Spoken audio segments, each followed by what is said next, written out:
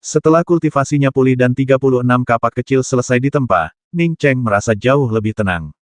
Ia menyapukan indera keilahiannya ke area yang luas, ingin melihat hal-hal baik apa yang dimiliki Gunung Yelai yang memungkinkan pria berjubah merah itu meningkatkan kultivasinya begitu cepat.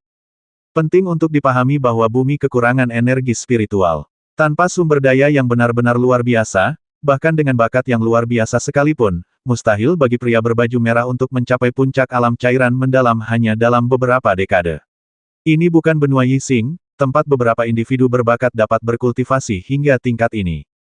Namun, 2 jam kemudian, Ning Cheng agak kecewa. Lingkar Gunung Yelai hanya sekitar 100 mil, dan ia telah berulang kali mencarinya dengan indera ilahinya, tetapi tidak ada yang berharga, bahkan satu pun ramuan spiritual.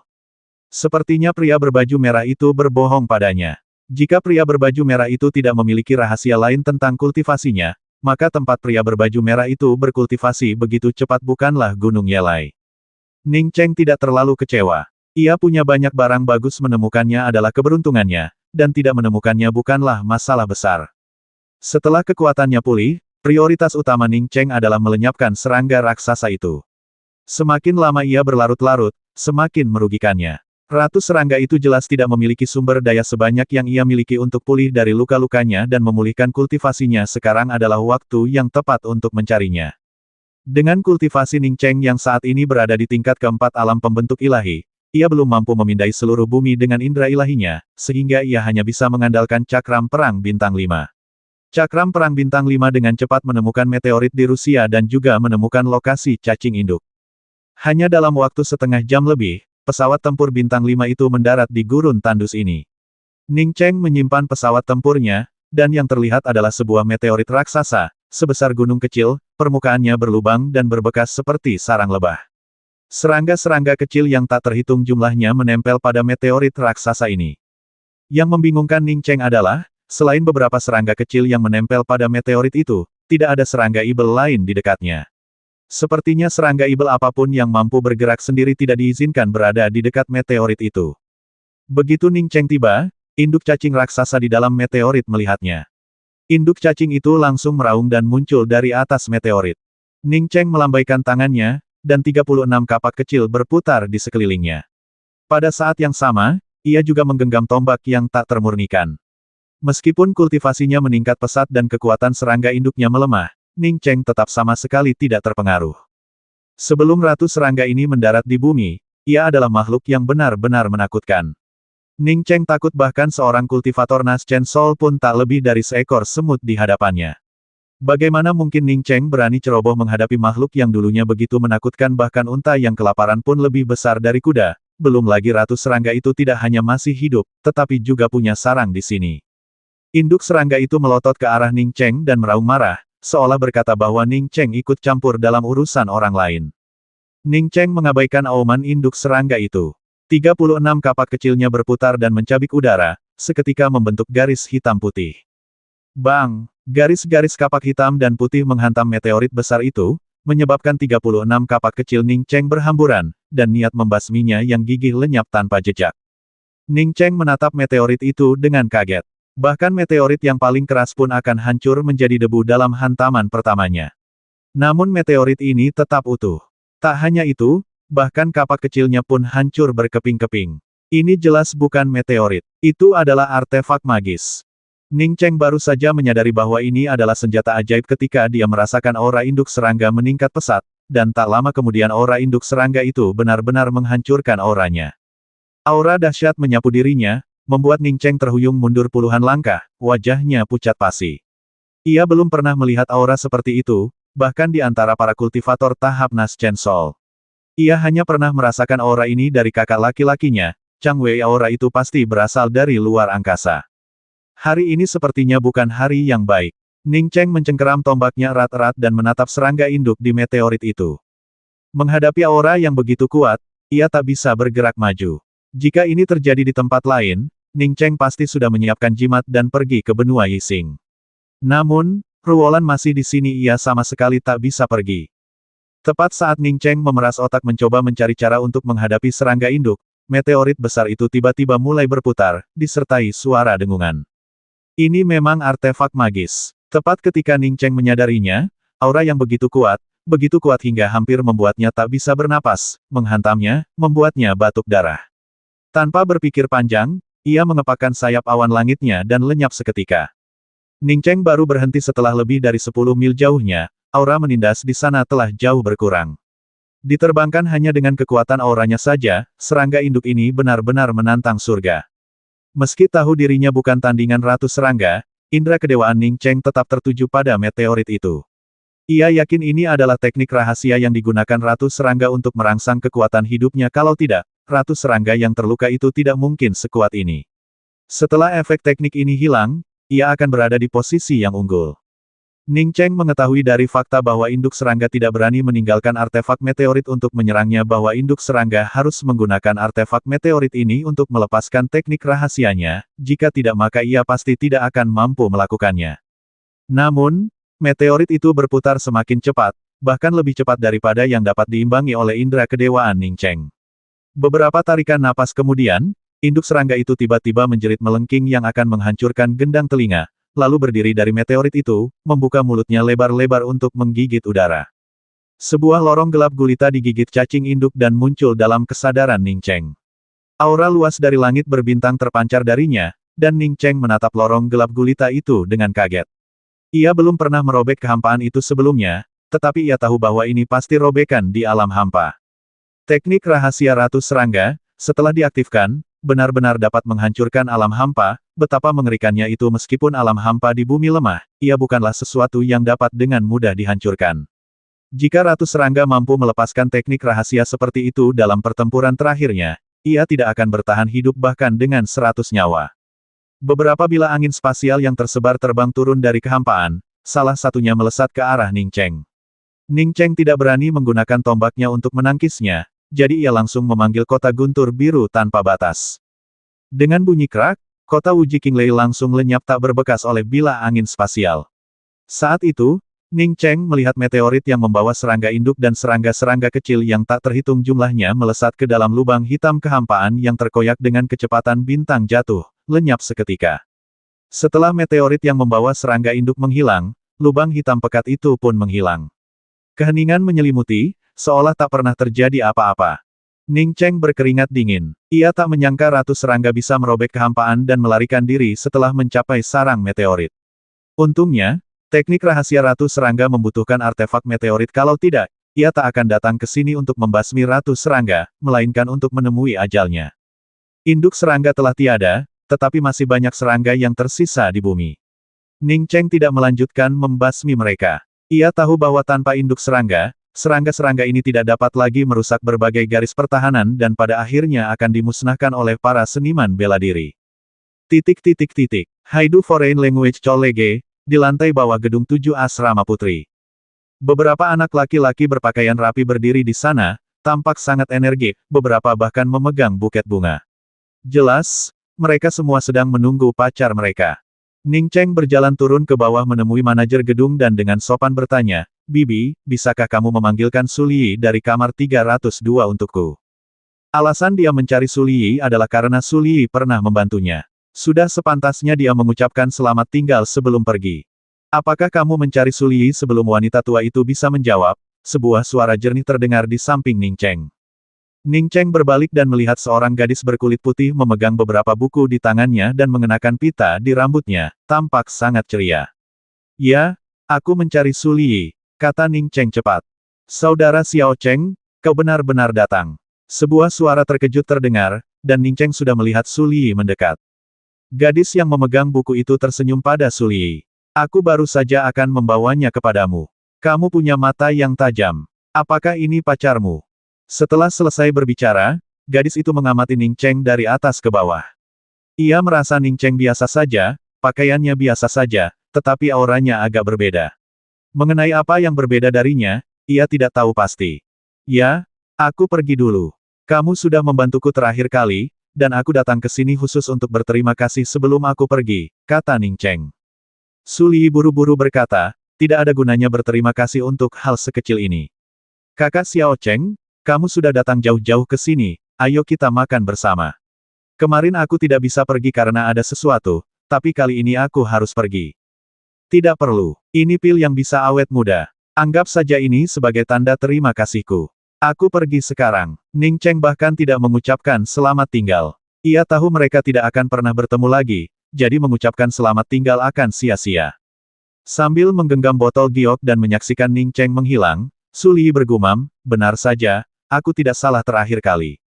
Ning Cheng menghilang secara tiba-tiba, seolah-olah dia tidak pernah ada di sana. Hah? Di mana temanmu gadis yang memegang buku itu menatap heran ke tempat Ning Cheng berdiri, tetapi tidak ada tanda-tanda keberadaannya dimanapun. Kakak, kamu kembali. Ning Ruolan sangat gembira melihat kakaknya kembali setelah pergi lebih dari 10 hari. Ning Cheng menepuk kepala abu-abu dan gemuk yang melompat-lompat itu dan berkata kepada Ning Ruolan, ya, semuanya sudah selesai. Kita bersiap-siap untuk pergi. Di mana Daixin? Daixin memindahkan perusahaannya ke Jiangsu, dan dia sekarang ada di Jiangsu, kata Ning Ruolan cepat. Kemudian, Ning Ruolan menceritakan bagaimana Yan Rui datang untuk memprovokasinya. Ning Cheng sama sekali tidak peduli dengan Yan Rui yang dibasmi Yin Yihui yang membuatnya khawatir adalah Xing Liang. Di tempat ini, sekuat apapun Xing Liang, ia tidak menganggapnya serius paling-paling, ia hanyalah seekor semut. Tetapi sekarang dia akan pergi, dan begitu banyak artefak ajaib diserahkan kepada Daixin untuk dijual, akankah Xing Liang menimbulkan masalah bagi Daixin? Apakah Xing Liang sudah datang, tanya Ning Cheng, masih khawatir. Dia tidak datang. Kudengar dari Duran kalau Xing Liang hilang di medan perang serangga, dan kemungkinan besar dia sudah mati, kata Ning Ruolan. Ia tahu Xing Liang sangat kasar kepada kakaknya. Tapi karena dia tidak benar-benar datang mencarinya, mungkin dia memang sudah mati. Ning Cheng tidak punya cara untuk mengetahui apakah Xing Liang Dao sudah mati atau belum. Bumi begitu luas sehingga dengan indera kedewaannya saat ini, mustahil baginya untuk memindai seluruh planet. Telepon Daixin dan suruh dia mengawasi Xing Liang. Kita akan segera berangkat. Ning Cheng merindukan Ji Luofei dan Si Qianghua. Sekarang setelah adiknya ditemukan, dia benar-benar tidak ingin membuang waktu lagi di sini. Ning Ruolan sudah bersiap. Mendengar kata-kata kakaknya, ia segera menelepon Daixin. Meskipun agak enggan, Daixin tahu kemana Ning Cheng pergi dan mengerti bahwa tinggal di bumi hanya akan membuang-buang waktu baginya. 1 jam kemudian, Ning Ruolan menyerahkan urusan hotel kepada penanggung jawab. Ia kemudian membawa Gray duduk ke dunia kecil dan mengikuti Ning Cheng menjauh dari Baiwanjiao.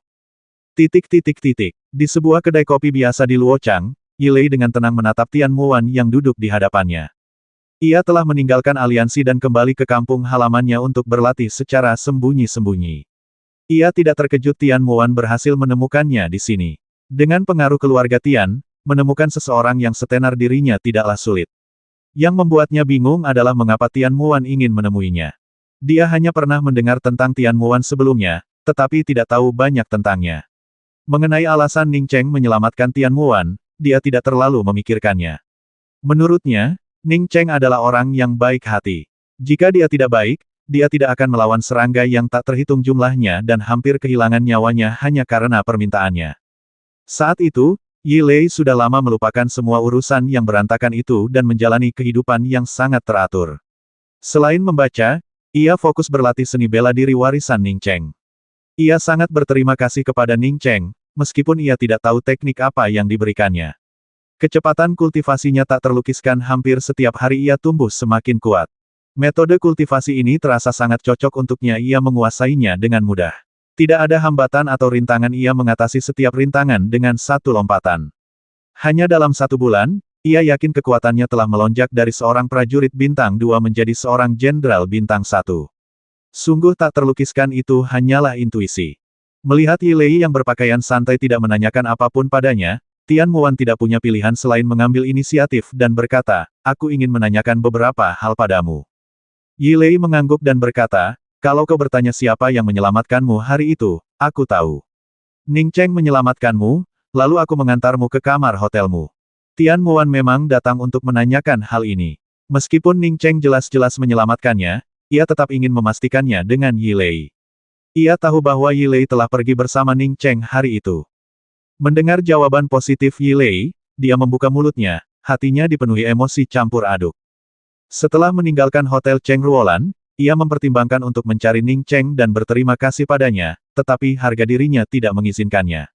Meskipun ia tahu ia tidak mencari Ning Cheng karena kekayaan dan kekuasaannya, bagi orang lain, mungkin itulah motifnya.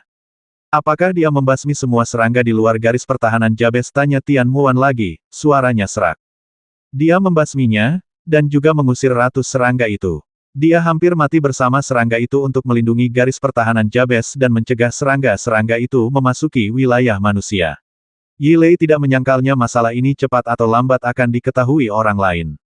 Video Ning Cheng melawan serangga tidak hanya diketahui satu orang setelah dianalisis, videonya akan segera tersebar ke seluruh dunia. Tidak ada cara untuk menghentikan hal semacam ini, jadi sebaiknya ia mengakuinya saja.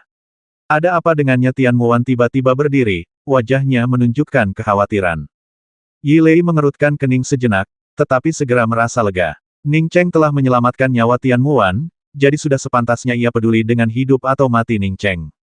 Dia seharusnya baik-baik saja, kamu tidak perlu khawatir, kata Yi Lei cepat. Tian Muan ragu sejenak, di mana dia sekarang? Yi Lei menggelengkan kepalanya. Maaf, aku tidak bisa memberitahumu, dan aku juga tidak tahu. Yi Lei benar-benar tidak tahu apakah Ning Cheng, yang mengunjungi Gunung Yelai sebulan lalu, masih di sana. Tian Muan menggigit bibirnya. Maaf mengganggumu hari ini. Aku hanya ingin mengucapkan terima kasih. Lagi pula, aku dulu pacarnya. Yi Lei menatap Tian Muan dengan heran. Ia tak menyangka Tian Muan dan Ning Cheng masih berpacaran. Ia segera menyadari apa yang sedang terjadi, menggelengkan kepala, dan berkata, Ning Cheng sudah punya istri. Aku tak punya alasan untuk percaya apa yang kau katakan, entah itu benar atau salah. Dia sudah menikah. Tian Muan tiba-tiba merasa seperti ditusuk duri besi yang berat. Ia telah meyakinkan dirinya sendiri ribuan kali bahwa mustahil bagi mereka berdua untuk bersama. Namun, ketika ia benar-benar mendengar bahwa Ning Cheng sudah menikah, ia tertegun. Namun, ia segera menenangkan diri. Bukankah lebih baik dia sudah menikah? Bukankah alasan ia mendorong Zheng Jiyun ke Ning Cheng sejak awal adalah agar Ning Cheng mau menikah dengan Zheng Jiyun untuk menebus sedikit rasa bersalah di hatinya? Terima kasih. Tian Muan berdiri, wajahnya agak pucat. Melihat penampilan Tian Muan, Yi Lei menghela napas dan berkata saat Tian Muan hendak keluar dari kedai kopi, dia pernah pergi ke Gunung Yelai, tapi aku tidak tahu apakah dia masih di sana sekarang. Tian Muan terdiam sejenak, tidak menjawab, dan segera berjalan keluar. Kakak, apa yang terjadi padamu? Ning Ruolan, yang sedang berkultivasi di dunia kecil, berdiri kaget ketika melihat Ning Cheng masuk dan bertanya.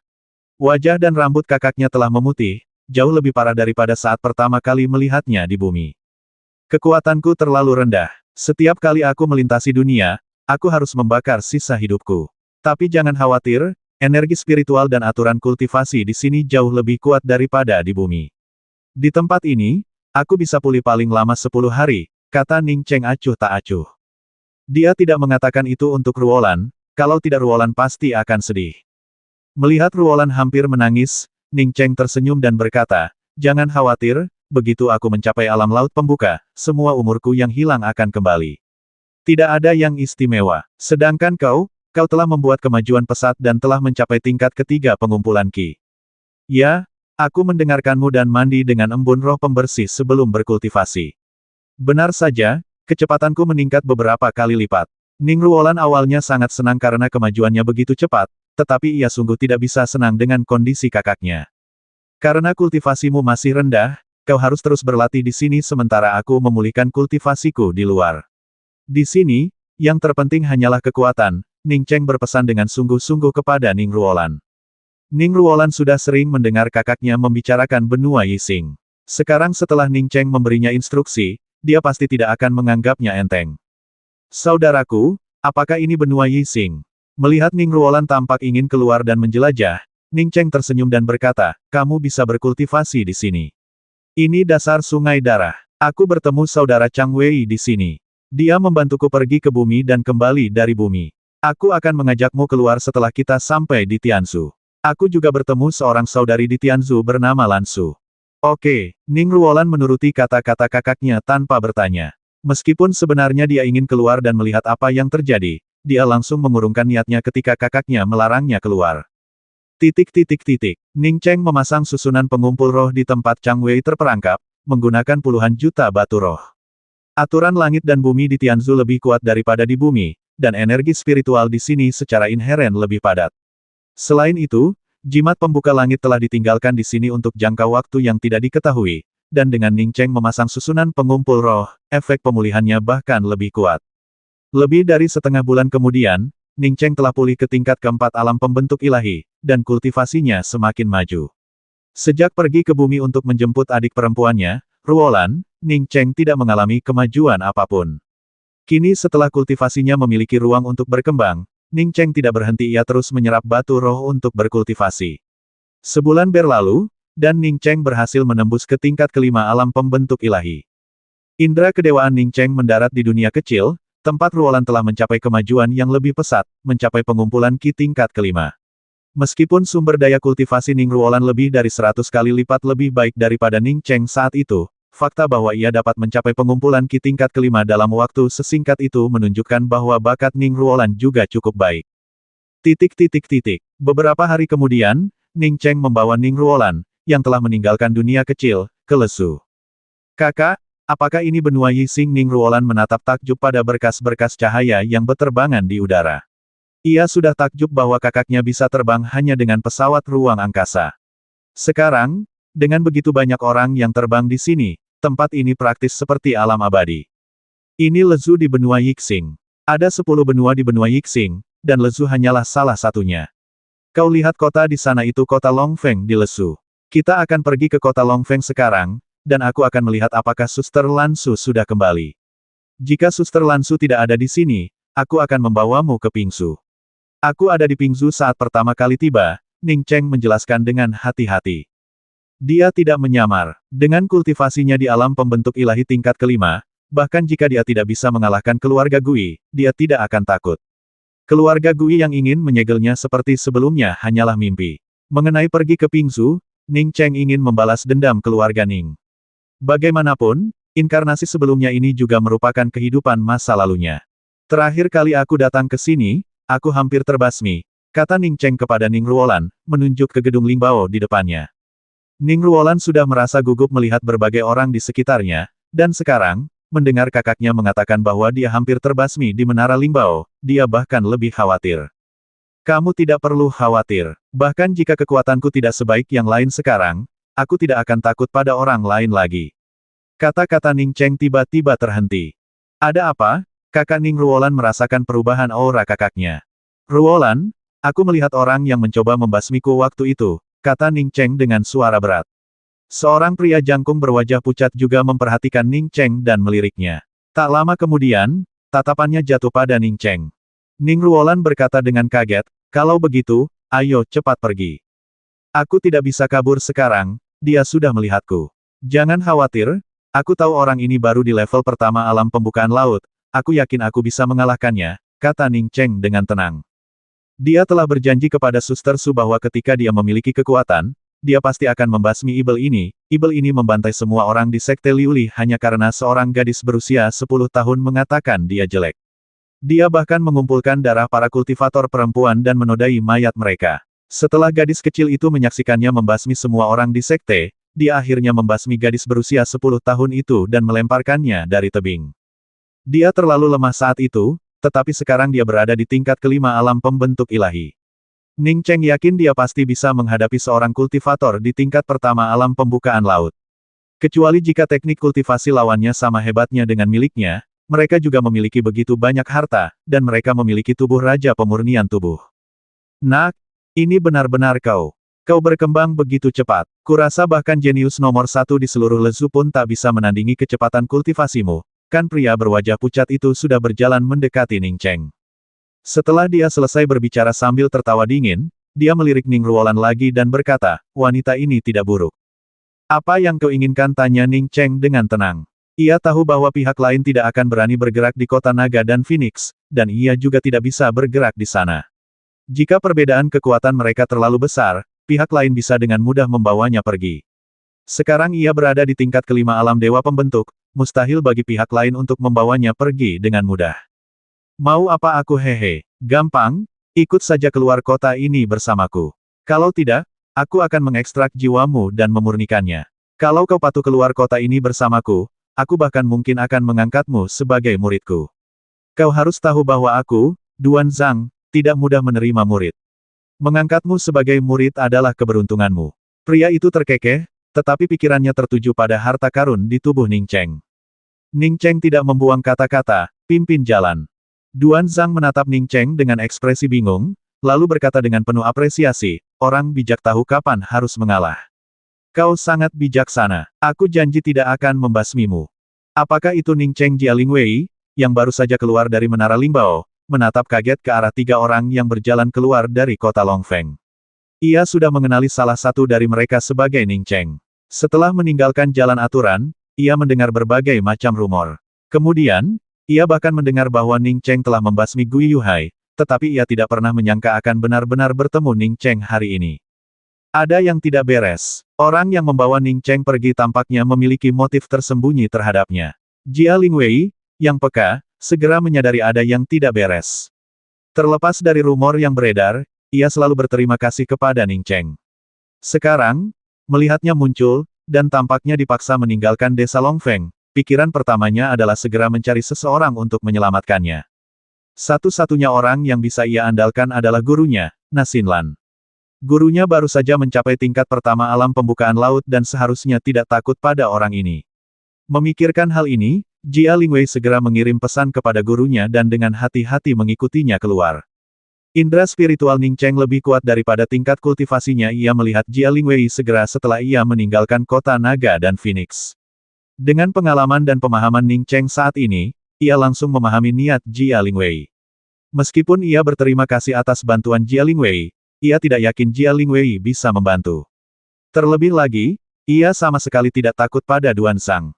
Selama bertahun-tahun, kultivasi Jia Lingwei telah berkembang dari cairan mendalam ke kesempurnaan inti mendalam. Tingkat kultivasi ini masih jauh dari cukup untuk membantunya. Duan Zhang berada di level pertama alam laut pembuka. Ia menyadari keberadaan Jia Lingwei begitu ia keluar. Ia mencibir dalam hati. Memangnya kenapa kalau Jia Lingwei murid Akademi Naga Phoenix ia tidak akan mengganggunya kecuali jika ia memprovokasinya, tetapi jika ia memprovokasi, maka ia tidak akan ragu untuk memiliki wadah kultivasi lain. Ia menolak percaya bahwa ada orang yang tahu bahwa ia telah menerima murid dari Akademi Naga Phoenix di luar kota Naga Phoenix. Setengah jam kemudian, Duan Zhang berhenti. Ia berbalik dan menatap Ning Cheng dengan dingin, lalu berkata, bawa cincinmu, lalu segel meridianmu sendiri. Jangan membuatku repot-repot. Setibanya di tempat ini, Duan Zhang bahkan tidak peduli lagi dengan nada pura-puranya. Sebelum Duan Zhang sempat selesai berbicara, Ning Cheng melepaskan rentetan 36 kapak kecil, menciptakan gelombang energi. Pada saat itu, bukan hanya 36 kapak kecil yang dilepaskan, tetapi bayangan kota Wuji Qinglei pun ikut dilepaskan. Meskipun kultivasi Duan Zhang lebih tinggi darinya, dan ia tidak takut, ia memutuskan untuk mengerahkan seluruh kekuatannya. Melihat kakaknya beraksi, Ning Ruolan bahkan tidak membutuhkan instruksinya, ia sudah mulai mundur. Ia tahu betul bahwa tingkat kultivasinya terlalu rendah, dan menjauh akan mencegah kakaknya menghadapinya. Hah, seru Duan Zhang kaget saat 36 kapak kecil itu dilepaskan, lalu berseru lebih kaget lagi, semuanya senjata asli kelas atas. Saat itu, matanya memerah.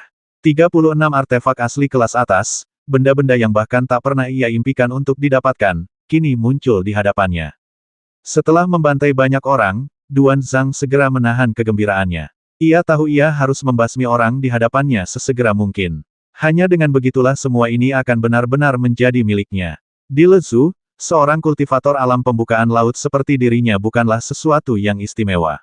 Lezu memiliki banyak kultivator bahkan di tahap jiwa baru lahir, apalagi yang berada di alam pembukaan laut. Dalam kemarahan yang meluap-luap, Duan Zhang mengangkat tangannya dan melepaskan senjata ajaibnya gunting yang berkilauan dengan tulang putih. Bilahnya terbuka, melepaskan aura dingin yang seolah membekukan udara di sekitarnya.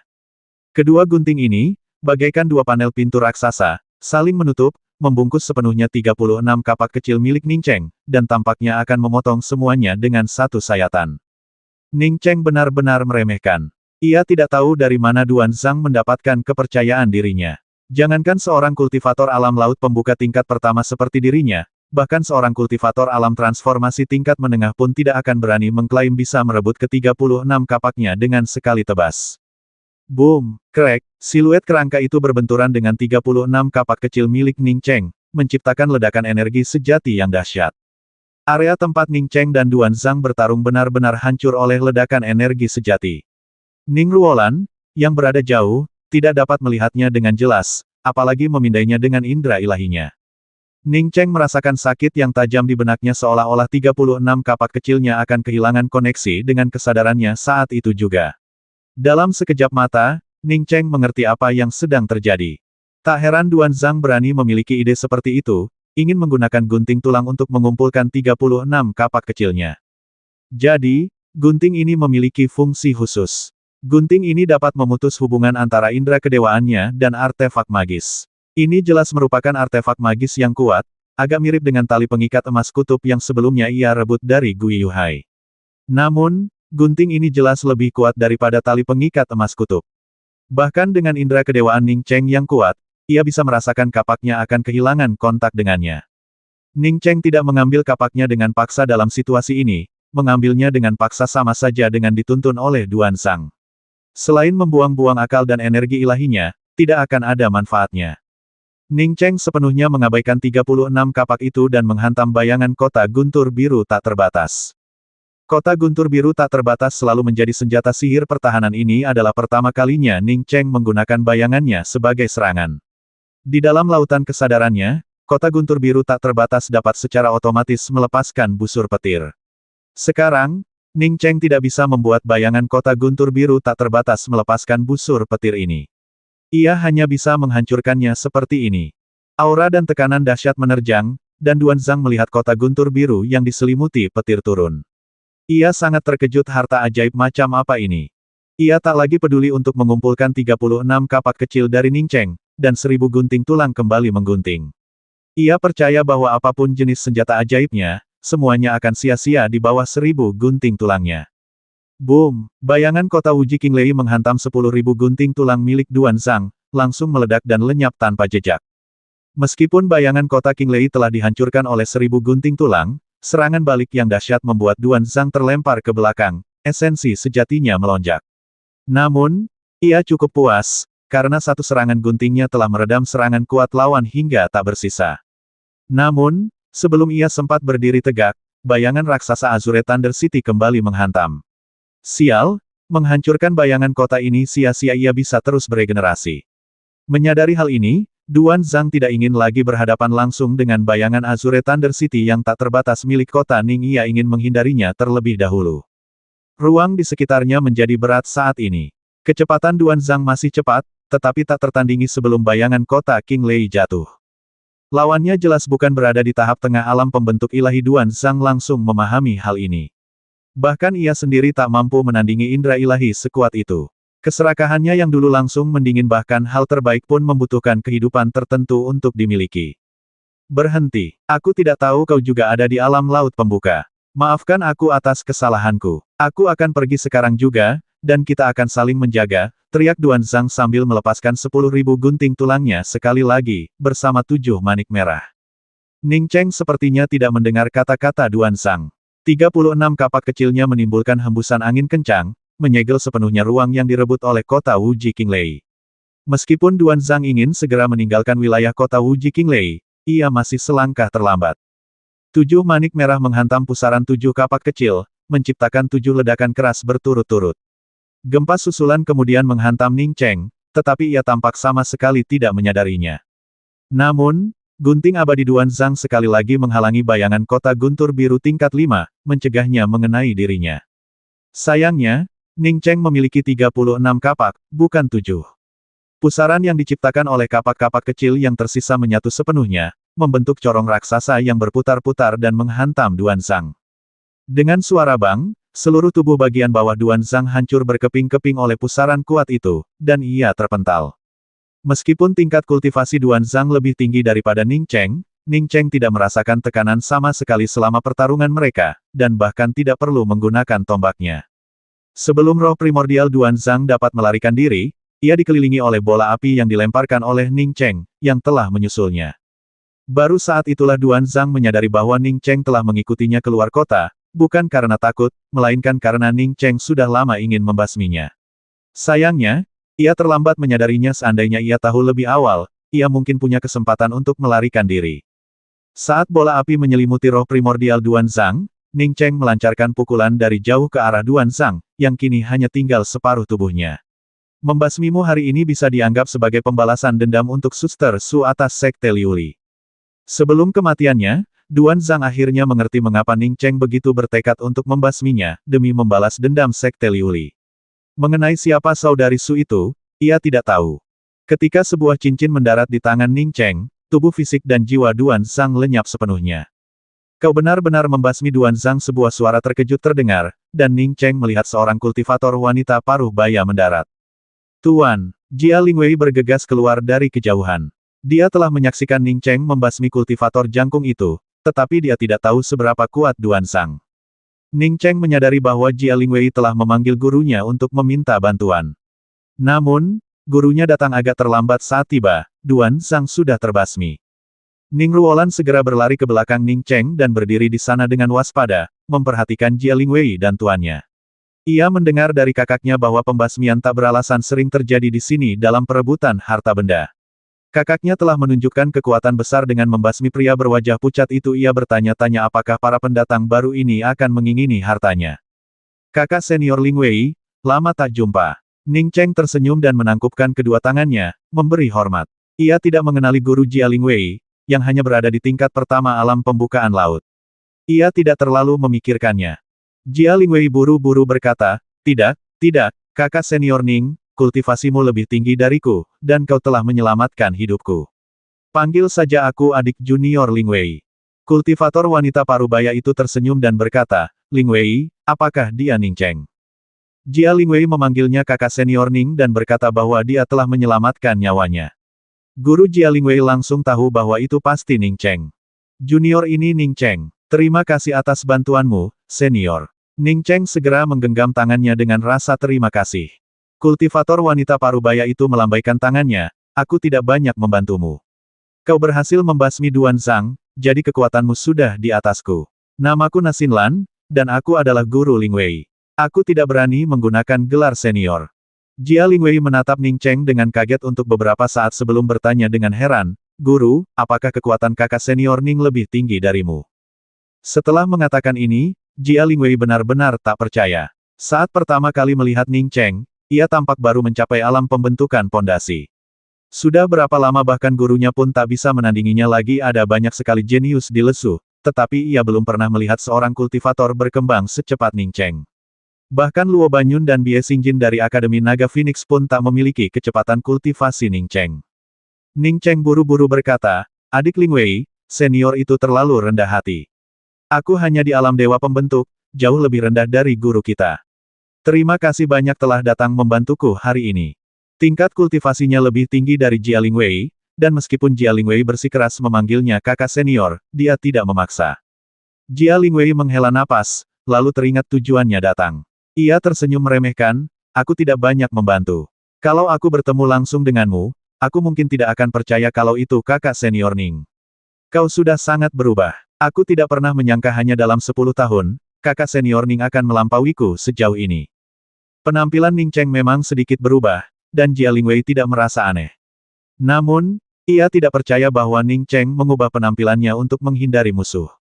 Para kultivator seringkali tidak mengenali orang dari penampilannya, melainkan dari aura dan fluktuasi indera spiritualnya. Kakak senior Ning, apakah kau masih ingat kakak muda Yan Ji? Jia Lingwei tanpa sadar melirik Ning Ruolan di samping Ning Cheng. Sejak Yan Ji sadar kembali, ia langsung membela Ning Cheng, mengatakan bahwa surat perintah penangkapan untuk Ning Cheng itu omong kosong belaka. Ia mengira Ning Cheng dan Yan Ji punya semacam hubungan. Bagaimana mungkin ada gadis cantik di samping Ning Cheng sekarang dan tingkat kultivasinya sangat rendah, hanya di tingkat kelima pengumpulan Qi. Melihat Jia Lingwei menatap Ning Ruolan, Ning Cheng langsung berkata, tentu saja aku ingat. Bagaimana kabar Yan Ji sekarang? Ngomong-ngomong, ini adik perempuanku, Ning Ruolan. Ruolan, mereka berdua adalah senior Nasinlan dan senior Jia Lingwei dari Akademi Naga dan Phoenix. Jia Lingwei tiba-tiba menyadari bahwa itu adalah adik perempuan Ning Cheng. Ning Cheng, apakah kamu masih akan pergi ke Akademi Naga dan Phoenix? Tanya Sinlan proaktif. Melihat kemajuan pesat Ning Cheng dalam kultivasi, ia tahu bahwa Ning Cheng bukan orang biasa. Entah dia punya rahasia, bakatnya memang luar biasa, atau dia telah menerima semacam warisan. Karena Ning Cheng akrab dengan muridnya, Jia Lingwei, ia ingin muridnya berteman dengan Ning Cheng, atau setidaknya menghindari menyinggung orang seperti dia. Ning Cheng awalnya ingin bertanya tentang Suster Su, tetapi karena Xin Lan sudah bertanya, ia segera berkata, ketika aku kembali ke kota Longfeng, aku mendapati bahwa aku dan Lan Su sedang dicari. Aku ingin tahu apakah Suster Lan Su sudah kembali ke Akademi Longfeng, kalau tidak, aku tidak akan pergi. Nah, Xin Lan mengangguk pelan. Setelah surat perintah penangkapan muncul, Lan Su belum muncul. Tidak ada yang pindah dari kediamannya. Akademi Naga Phoenixku tidak takut pada kota Guiyuan dan Sekte Unian. Jika kau tidak punya urusan khusus, kau bisa datang ke guaku untuk berkunjung. Mungkin aku punya beberapa informasi yang kau butuhkan. Ning Cheng teringat pada keluarga Gui dan Sekte Unian yang telah menentangnya, lalu berkata dalam hatinya, kalau begitu aku akan mengganggu senior itu. Sebagai seorang kultivator tingkat pertama alam pembukaan laut, Xin Lan memegang status tertentu di Akademi Naga Phoenix. Ning Cheng dapat melihat dari kediamannya bahwa tempat itu tidak hanya memiliki energi spiritual yang luar biasa kaya, tetapi juga memiliki segunung tanaman spiritual yang terpencil. Seluruh lingkungan itu setidaknya 10 kali lebih indah daripada tempat tinggal Suster Lan Su. Meskipun Ning Ruolan adalah adik perempuan Ning Cheng, ia terlihat cukup tua dan baru mencapai tingkat kelima pengumpulan Qi, jadi Xin Lan tidak terlalu memperhatikannya. Tentu saja, ia tidak tahu bahwa Ning Ruolan baru berlatih selama 2 atau 3 bulan. Setelah menyajikan tes spiritual, Jia Lingwei duduk diam di samping gurunya. Nah, Xin Lan tidak bertele-tele dan langsung bertanya, Ning Cheng, waktu itu Nalan Ruxue bilang kamu dan dia sudah menikah. Benar atau tidak? Setelah bertanya, Nah Xin Lan mengamati Ning Cheng. Jika Ning Cheng tidak suka pertanyaan seperti itu, ia akan langsung mengalihkan pembicaraan. Ning Cheng tidak keberatan Xin Lan bertanya langsung, dan tersenyum tipis, senior, meskipun Nalan Ruxue merasa latar belakangnya jauh lebih unggul dariku, dia tidak meninggalkan kesan apapun padaku. Kultivasiku mungkin tidak sebaik para murid bangsawan dari sekte besar, tetapi aku punya prinsip sendiri dalam hal hati. Terus terang saja, senior, jangan khawatir. Bahkan jika Nalan Ruxue terbuka bulat dan berbaring di hadapanku, aku tidak akan peduli padanya, apalagi memaksakan diri. Kata-kata Ning Cheng kasar dan tidak sopan, seolah-olah ia sedang mengutuk Nalan Ruxue secara langsung. Meskipun tahu ia mungkin akan mati di jalan aturan, wanita ini tetap tidak bisa menahan diri untuk tidak memanfaatkannya, menuduhnya memaksakan diri. Mengenai anugerah penyelamat hidupnya, Nalan Ruxue sama sekali tidak peduli. Akan aneh jika Ning Cheng memiliki perasaan padanya. Kakak, Ning Ruolan berbisik mengingatkan Ning Cheng dari samping. Bukannya dia menganggap kata-kata kakaknya kasar, tapi dia takut kalau sampai ketahuan, akan buruk bagi kakaknya.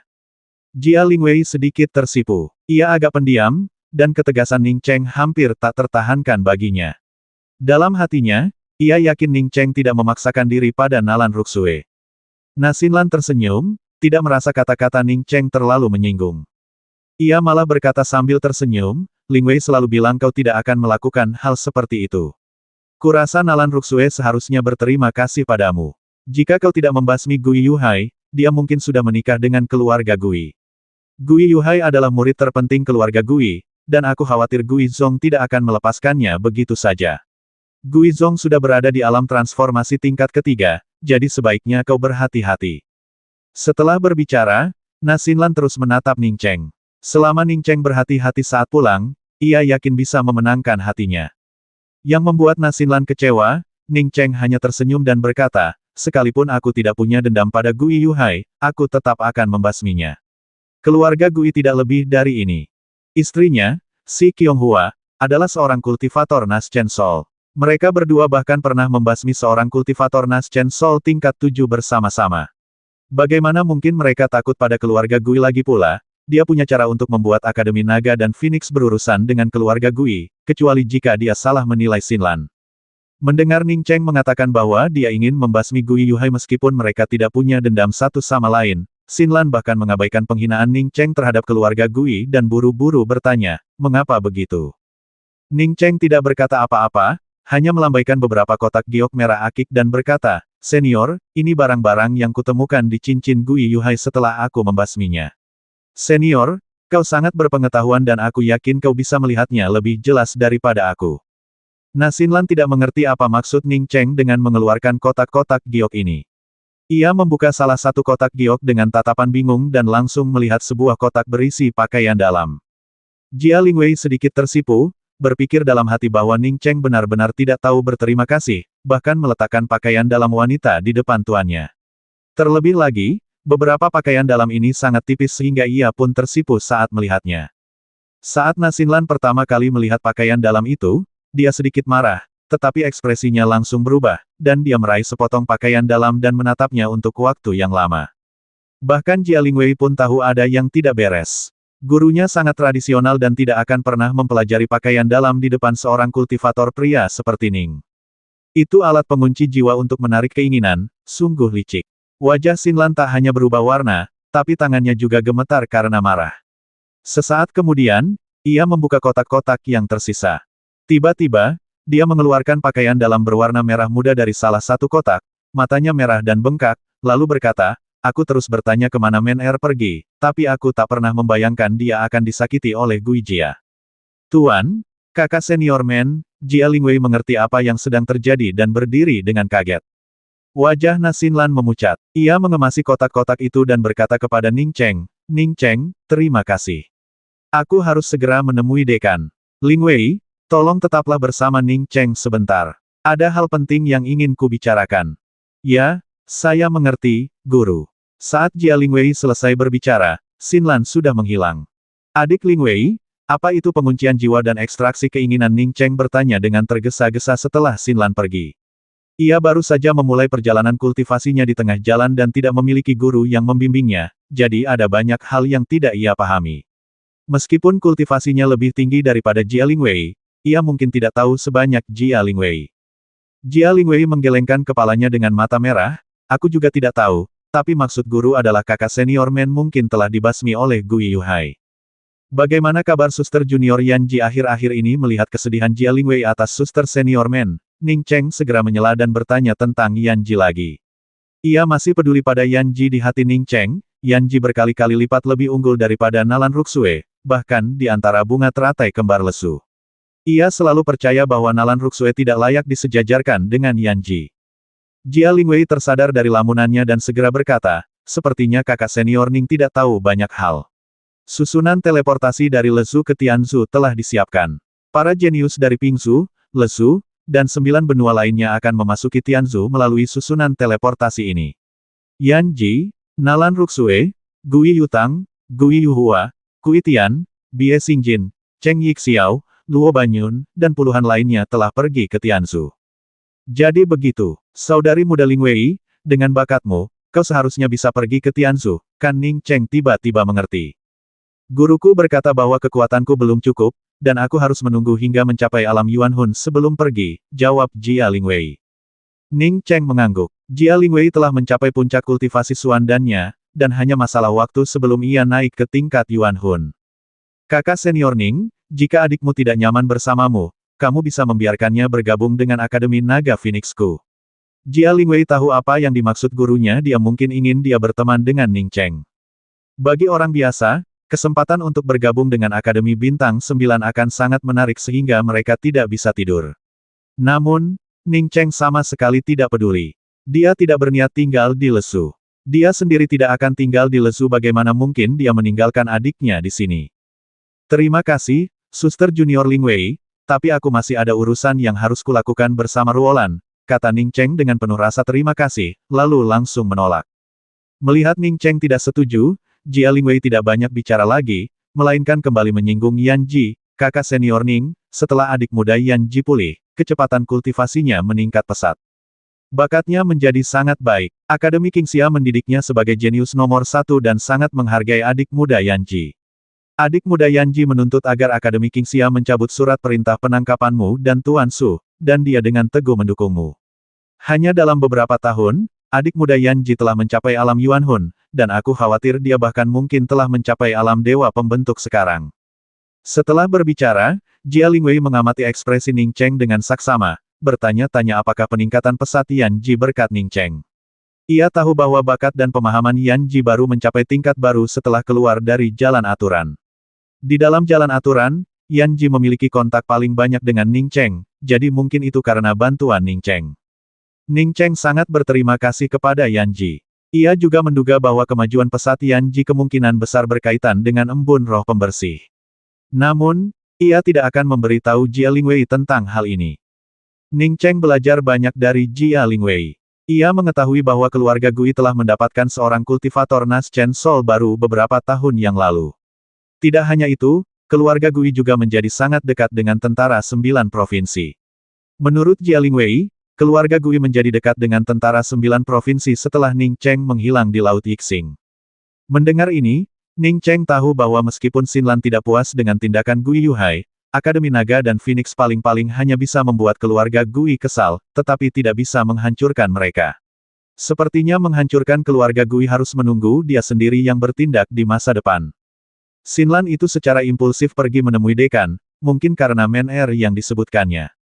Tepat saat Ning Cheng memikirkan hal-hal ini, Xinlan kembali ke sini lagi. Guru, Jia Lingwei berdiri dan memanggil dengan penuh harap saat melihat gurunya kembali. Wajah Xinlan agak muram. Ia melambaikan tangan kepada Jia Lingwei, lalu berkata kepada Ning Cheng, "Ning Cheng, keluarga Gui terlalu kuat. Aku khawatir beberapa kotak pakaian dalam ini tidak akan cukup untuk bersatu dengan kekuatan lain dan mengalahkan mereka. Terima kasih telah membalaskan dendam muridku. Karena Sekte Wunian dan keluarga Gui memiliki hubungan dekat, Akademi Naga Phoenix tidak bersatu." Ning Cheng mengerti apa yang sedang terjadi ketika mendengar ini. Ia berdiri, menggenggam tangannya sebagai ucapan terima kasih kepada Xinlan, dan berkata, "Terima kasih atas bantuanmu, senior. Aku akan menangani masalah ini sendiri nanti." Xinlan mengeluarkan 2 kotak dan meletakkannya di depan Ning Cheng, sambil berkata, "Saya mengambil 2 dari 4 kotak itu dari dekan. Kamu bisa menyimpan 2 kotak ini mungkin bisa digunakan sebagai bukti di masa mendatang." Pada titik ini, Xinlan ragu sejenak sebelum melanjutkan, "Awalnya aku berencana memintamu untuk tinggal di Akademi Naga Phoenix untuk sementara waktu, tetapi sepertinya itu tidak akan berhasil sekarang. Keluarga Gui akan segera tahu kau datang ke Akademi Naga Phoenix, meskipun Gui Zong tidak ada di kota Guiyuan. Aku sarankan kau pergi dari sini sesegera mungkin dan kembali ketika kau sudah cukup kuat." Melihat ekspresi Xinlan yang sedih, Ning Cheng tahu persis apa yang sedang terjadi. Pasti ada orang-orang di Akademi Naga Phoenix yang berpihak pada keluarga Gui. Meskipun murid Xinlan sendiri telah ditipu oleh keluarga Gui, ia hanya bisa melampiaskan kekesalannya kepada mereka. Jelas bahwa jika ia ingin menghancurkan keluarga Gui, ia harus mengandalkan dirinya sendiri. Xinlan menyarankannya untuk pergi sesegera mungkin karena dia tahu kedatangannya di Akademi Naga dan Phoenix akan segera bocor. Ning Cheng mendesah dalam hati. Pada akhirnya, balas dendam tetap harus diraih dengan tangannya sendiri.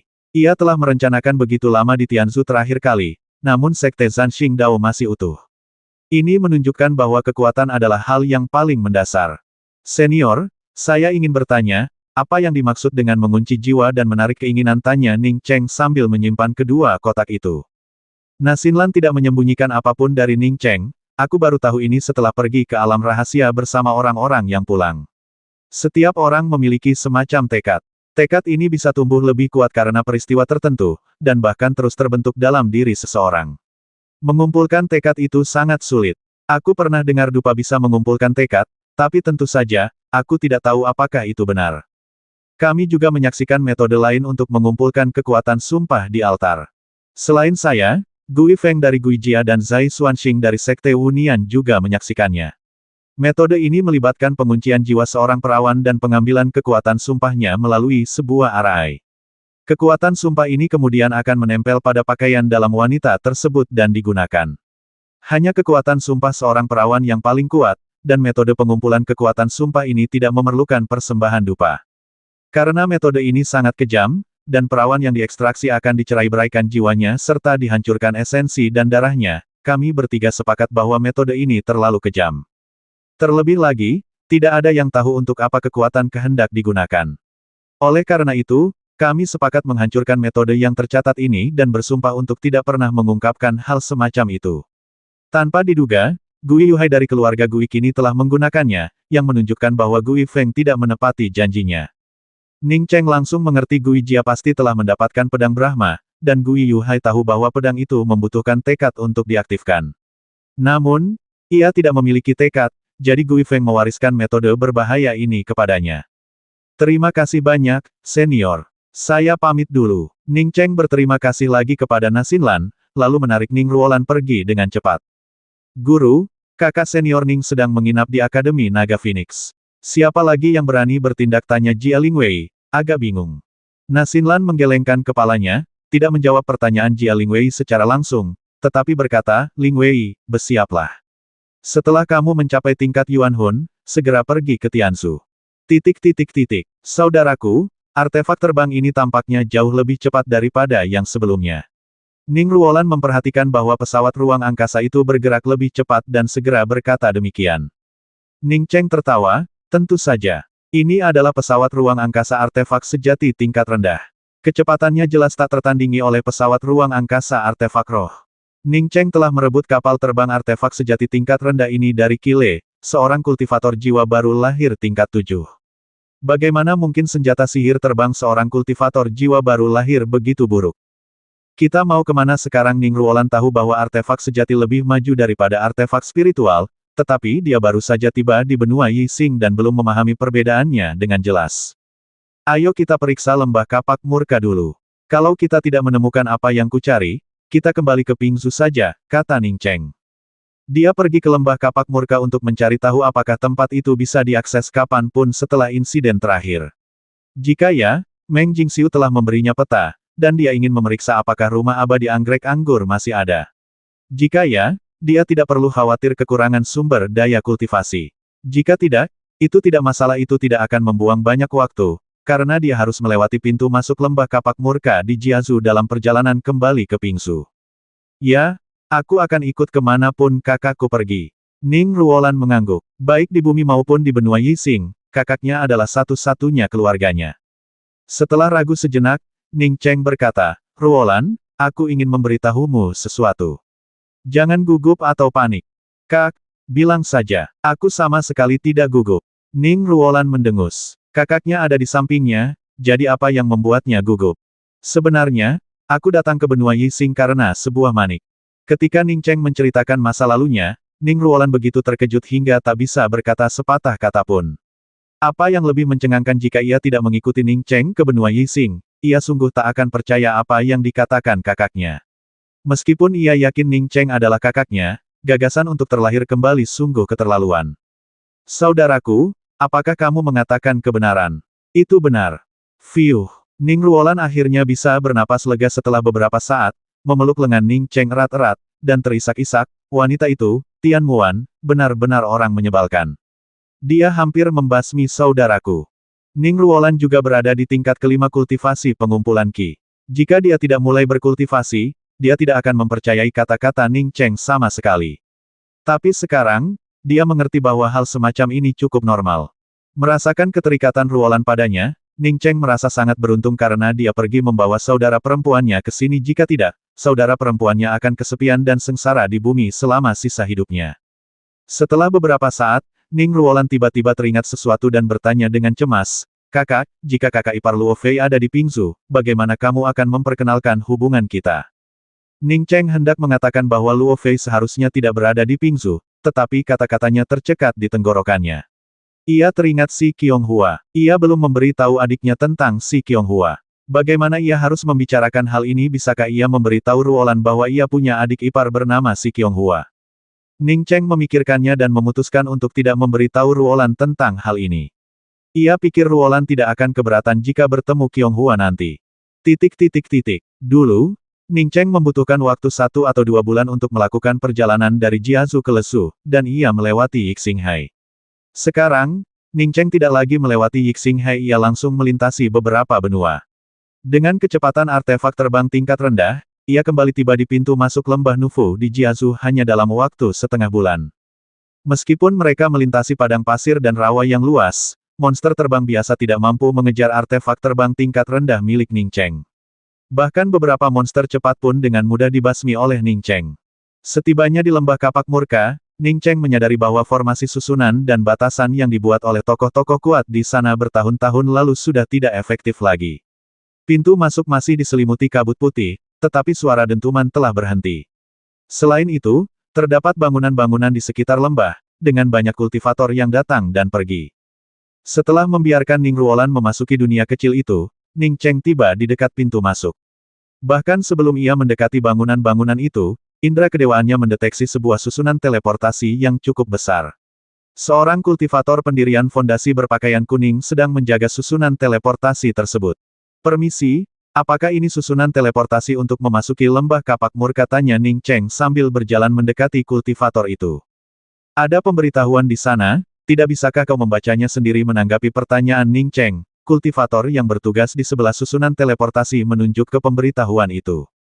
Ning Cheng sudah memperhatikan pengumuman di samping setiap kultivator yang memasuki lembah kapak murka membutuhkan 50.000 batu roh berkualitas tinggi. Teleportasi keluar juga membutuhkan 50.000 batu roh berkualitas tinggi. Lebih lanjut, Ning Cheng menyadari bahwa lembah kapak murka tidak lagi memiliki batasan level kultivasi, siapapun bisa masuk. Permisi, apakah Jiazu satu-satunya susunan teleportasi yang bisa memasuki lembah kapak murka? Ning Cheng bertanya lagi setelah membaca pengumuman itu. Kultivator pria yang bertanggung jawab atas susunan teleportasi tampaknya menyadari sifat Ning Cheng yang luar biasa. Ia menahan rasa tidak sabarnya dan menjawab, tentu saja tidak, totalnya ada 2. Selain yang ini, masih ada satu lagi di benua selatan. Jadi, kalau kita mau dari Jiazu ke Nanzu, kita tinggal teleport ke lembah kapak murka dari sini, lalu teleport keluar lewat susunan teleportasi lain di lembah kapak murka. Ning Cheng tahu bahwa sangat sulit untuk berpindah dari benua tingkat menengah ke benua tingkat tinggi, tapi ia berhasil sampai di sana dengan mudah. Itu karena tingkat kultivasinya yang tinggi dan artefak terbangnya yang rendah. Kultivator laki-laki yang bertanggung jawab atas susunan teleportasi mulai kehilangan kesabarannya kali ini, dan berkata sambil mencibir, coba saja pergi ke benua selatan. Belum lagi jarak antara susunan teleportasi Jiazu dan susunan teleportasi Nanzu di lembah kapak murka tidak lebih pendek dari jarak di luar, dan monster di dalam lembah kapak murka jauh lebih kuat daripada monster di luar. Terlebih lagi, sangat sulit menggunakan benda sihir terbang di lembah kapak murka. Ning Cheng tidak bertanya apa-apa lagi, langsung membayar 50.000 batu roh, dan memasuki lembah kapak murka. Ning Cheng baru menyadari hal ini setelah keluar dari susunan teleportasi di lembah kapak murka. Area di dalamnya jauh lebih ramai daripada di luar, bahkan beberapa toko sederhana pun berdiri di sekitar susunan teleportasi. Banyak kultivator datang dan pergi. Lembah kapak murka telah diperlakukan sebagai ranah rahasia yang dapat diakses publik. Namun, sebagian besar kultivator ini tidak memiliki keterampilan yang tinggi. Misalnya, kultivasi Ning Cheng di tingkat kelima alam pembentuk ilahi sudah dianggap sebagai ahli top di sini. Artefak sihir terbang memang sulit digunakan di lembah kapak murka, dan Ning Cheng sama sekali tidak membutuhkannya. Kecepatan sayap awan langit jauh lebih praktis dan cepat daripada artefak sihir terbang manapun. Peta yang diberikan Meng Jingxiu sangat jelas, dan dengan kecepatan sayap awan langit, Ning Cheng tiba di lokasi yang ditandai di peta Meng Jingxiu hanya dalam 3 hari. Meng Jingxiu mengatakan tempat yang digambarkan di peta itu adalah hutan tak berujung. Berdasarkan tanda di peta, terdapat banyak sekali danau di dalam hutan ini. Danau itu ditemukan dengan menemukan sebuah danau berbentuk salib. Danau berbentuk salib ini memiliki arah yang ditentukan oleh orientasi pepohonan. Setiap hari, angin akan meniup pepohonan ke arah yang sama, dan dengan mengikuti arah ini, seseorang pasti dapat menemukan danau berbentuk salib tersebut. Setelah memasuki hutan ini, Ning Cheng sengaja menghabiskan seharian penuh merasakan angin. Sehari berlalu, dan ia bahkan tidak merasakan angin sepoi-sepoi pun, apalagi merasakan pepohonan tertiup angin ke satu arah. Ning Cheng tidak menunggu dengan bodoh lagi, indera spiritualnya jauh lebih kuat daripada kultivator biasa. Bahkan tanpa berada di dekat pohon, ia dapat menemukan danau cross di lokasi ini. Hutan ini sungguh luas, membentang hampir 10.000 mil. Meskipun begitu, pada hari keempat, Ning Cheng masih berhasil menemukan danau cross. Danau berbentuk salib ini jauh lebih besar dari yang dibayangkan Ning Cheng. Danau ini terdiri dari 2 danau yang berpotongan, membentang sepanjang hampir 20 hingga 30 mil. Menurut peta, Lanwei Immortal Abode terletak di dasar danau, tepat di tengah danau cross. Di sana terdapat sebuah batu raksasa dengan keliling 10 zang berdiri di atas batu ini, seseorang dapat merasakan keberadaan Immortal Abode. Namun, peta tersebut tidak menunjukkan cara memasuki atau mencapainya. Sebelum mencapai dasar danau, semua yang ada di peta yang diberikan Meng Jingxiu dapat dilacak, yang membuat Ning Cheng sangat gembira. Ketika Ning Cheng akhirnya berdiri di dasar danau, ia kecewa. Ia tidak melihat batu raksasa berdiameter 10 zang yang digambarkan di peta dasar danau hanya berisi pasir dan kerikil. Peta mengatakan bahwa hanya dengan berdiri di atas batu raksasa itu seseorang dapat merasakan kediaman abadi, tetapi bagaimana ia bisa merasakannya jika ia bahkan tidak bisa melihat batunya. Ning Cheng mengamati area itu dengan indera ilahinya dan dengan cepat menemukan sebuah formasi tersembunyi. Formasi itu ternyata berlevel tinggi, Formasi level 7. Jika kemampuan formasinya sendiri belum mencapai level itu, ia mungkin tidak akan bisa menemukannya. Saat Ning Cheng melemparkan beberapa bendera arai penyembunyian itu segera terungkap. Baru kemudian Ning Cheng menyadari bahwa itu seharusnya bukan arai, melainkan hanya pelat arai. Pelat arai penyembunyian ini sepenuhnya menyembunyikan area ini tanpa keahlian dalam arai, mustahil untuk menemukannya. Di tengah pelat susunan tersembunyi itu, Ning Cheng menemukan sebuah tas penyimpanan. Ia langsung tahu seseorang sengaja meninggalkannya di sana. Pelat susunan itu belum lama berada di sana. Ning Cheng tahu tanpa ragu bahwa meskipun ada kediaman surgawi di sana, seseorang pasti sudah sampai di sana lebih dulu. Ning Cheng menggunakan indera ilahinya untuk membuka tas penyimpanan. Di dalamnya terdapat sebuah kotak giok besar, energi spiritualnya yang kaya meluap meskipun kotak giok itu tidak dapat menampungnya. Ning Cheng segera membuka tas penyimpanan itu, dan 3 permata sebening kristal muncul di hadapannya. Ini, Ning Cheng hampir berteriak. Ia sangat familiar dengan benda ini. Dulu, lelaki tua itu memberinya 1 kristal pecah, dan kristal itu adalah kristal semacam ini. Berkat kristal pecah itu, kultivasinya meroket. Sekarang ia benar-benar mendapatkan 3 kristal lagi seperti ini. Sungguh luar biasa. Ning Cheng cepat-cepat menyimpan kotak giok itu, mengeluarkan slip giok, dan mengamatinya dengan indera ilahinya. Saudara Ning, saya mengambil barang-barang itu. Ketika saya datang mencarinya, saya tidak berniat untuk hidup. Saya tidak menyangka akan terikat dengan barang-barang ini begitu tiba. Sayangnya, tingkat kultivasi saya terbatas, dan saya hanya bisa mendapatkan 6 kristal ini. Saya harus menunggu sampai tingkat kultivasi saya meningkat sebelum bisa mendapatkan yang lainnya. Seharusnya saya memberikan segalanya kepada saudara Ning, tetapi saya harus membalas dendam atas pertumpahan darah orang tua saya. Setelah orang tuaku dibasmi, aku pergi mencari kakak laki-lakiku, tetapi dia sudah pergi. Identitasku tidak sebanding dengan sekte-sekte besar itu, jadi aku harus mencari jalan sendiri ke sini. Terima kasih atas artefak ajaib yang kau kirimkan kepadaku. Tampaknya, aku tidak akan ada di sini sama sekali. Jika bukan kakak laki-lakiku, Ning, yang menerimanya, lupakan saja. Aku tidak akan mengungkapkan namaku. Ning Cheng menyimpan slip giok itu, merasa senang sekaligus sedih untuk Meng Jingxiu. Ia pernah bertemu ibu Meng Jingxiu sebelumnya, ketika ayahnya masih menjadi anggota pasukan kultivator Jiasu. Sudah berapa tahun berlalu orang tua Meng Jingxiu sudah mengalami kemalangan. Ketika Meng Jingxiu mengatakan ia tidak bisa berbicara dengan sekte-sekte besar, ia mungkin merujuk pada Nalan Ruxue.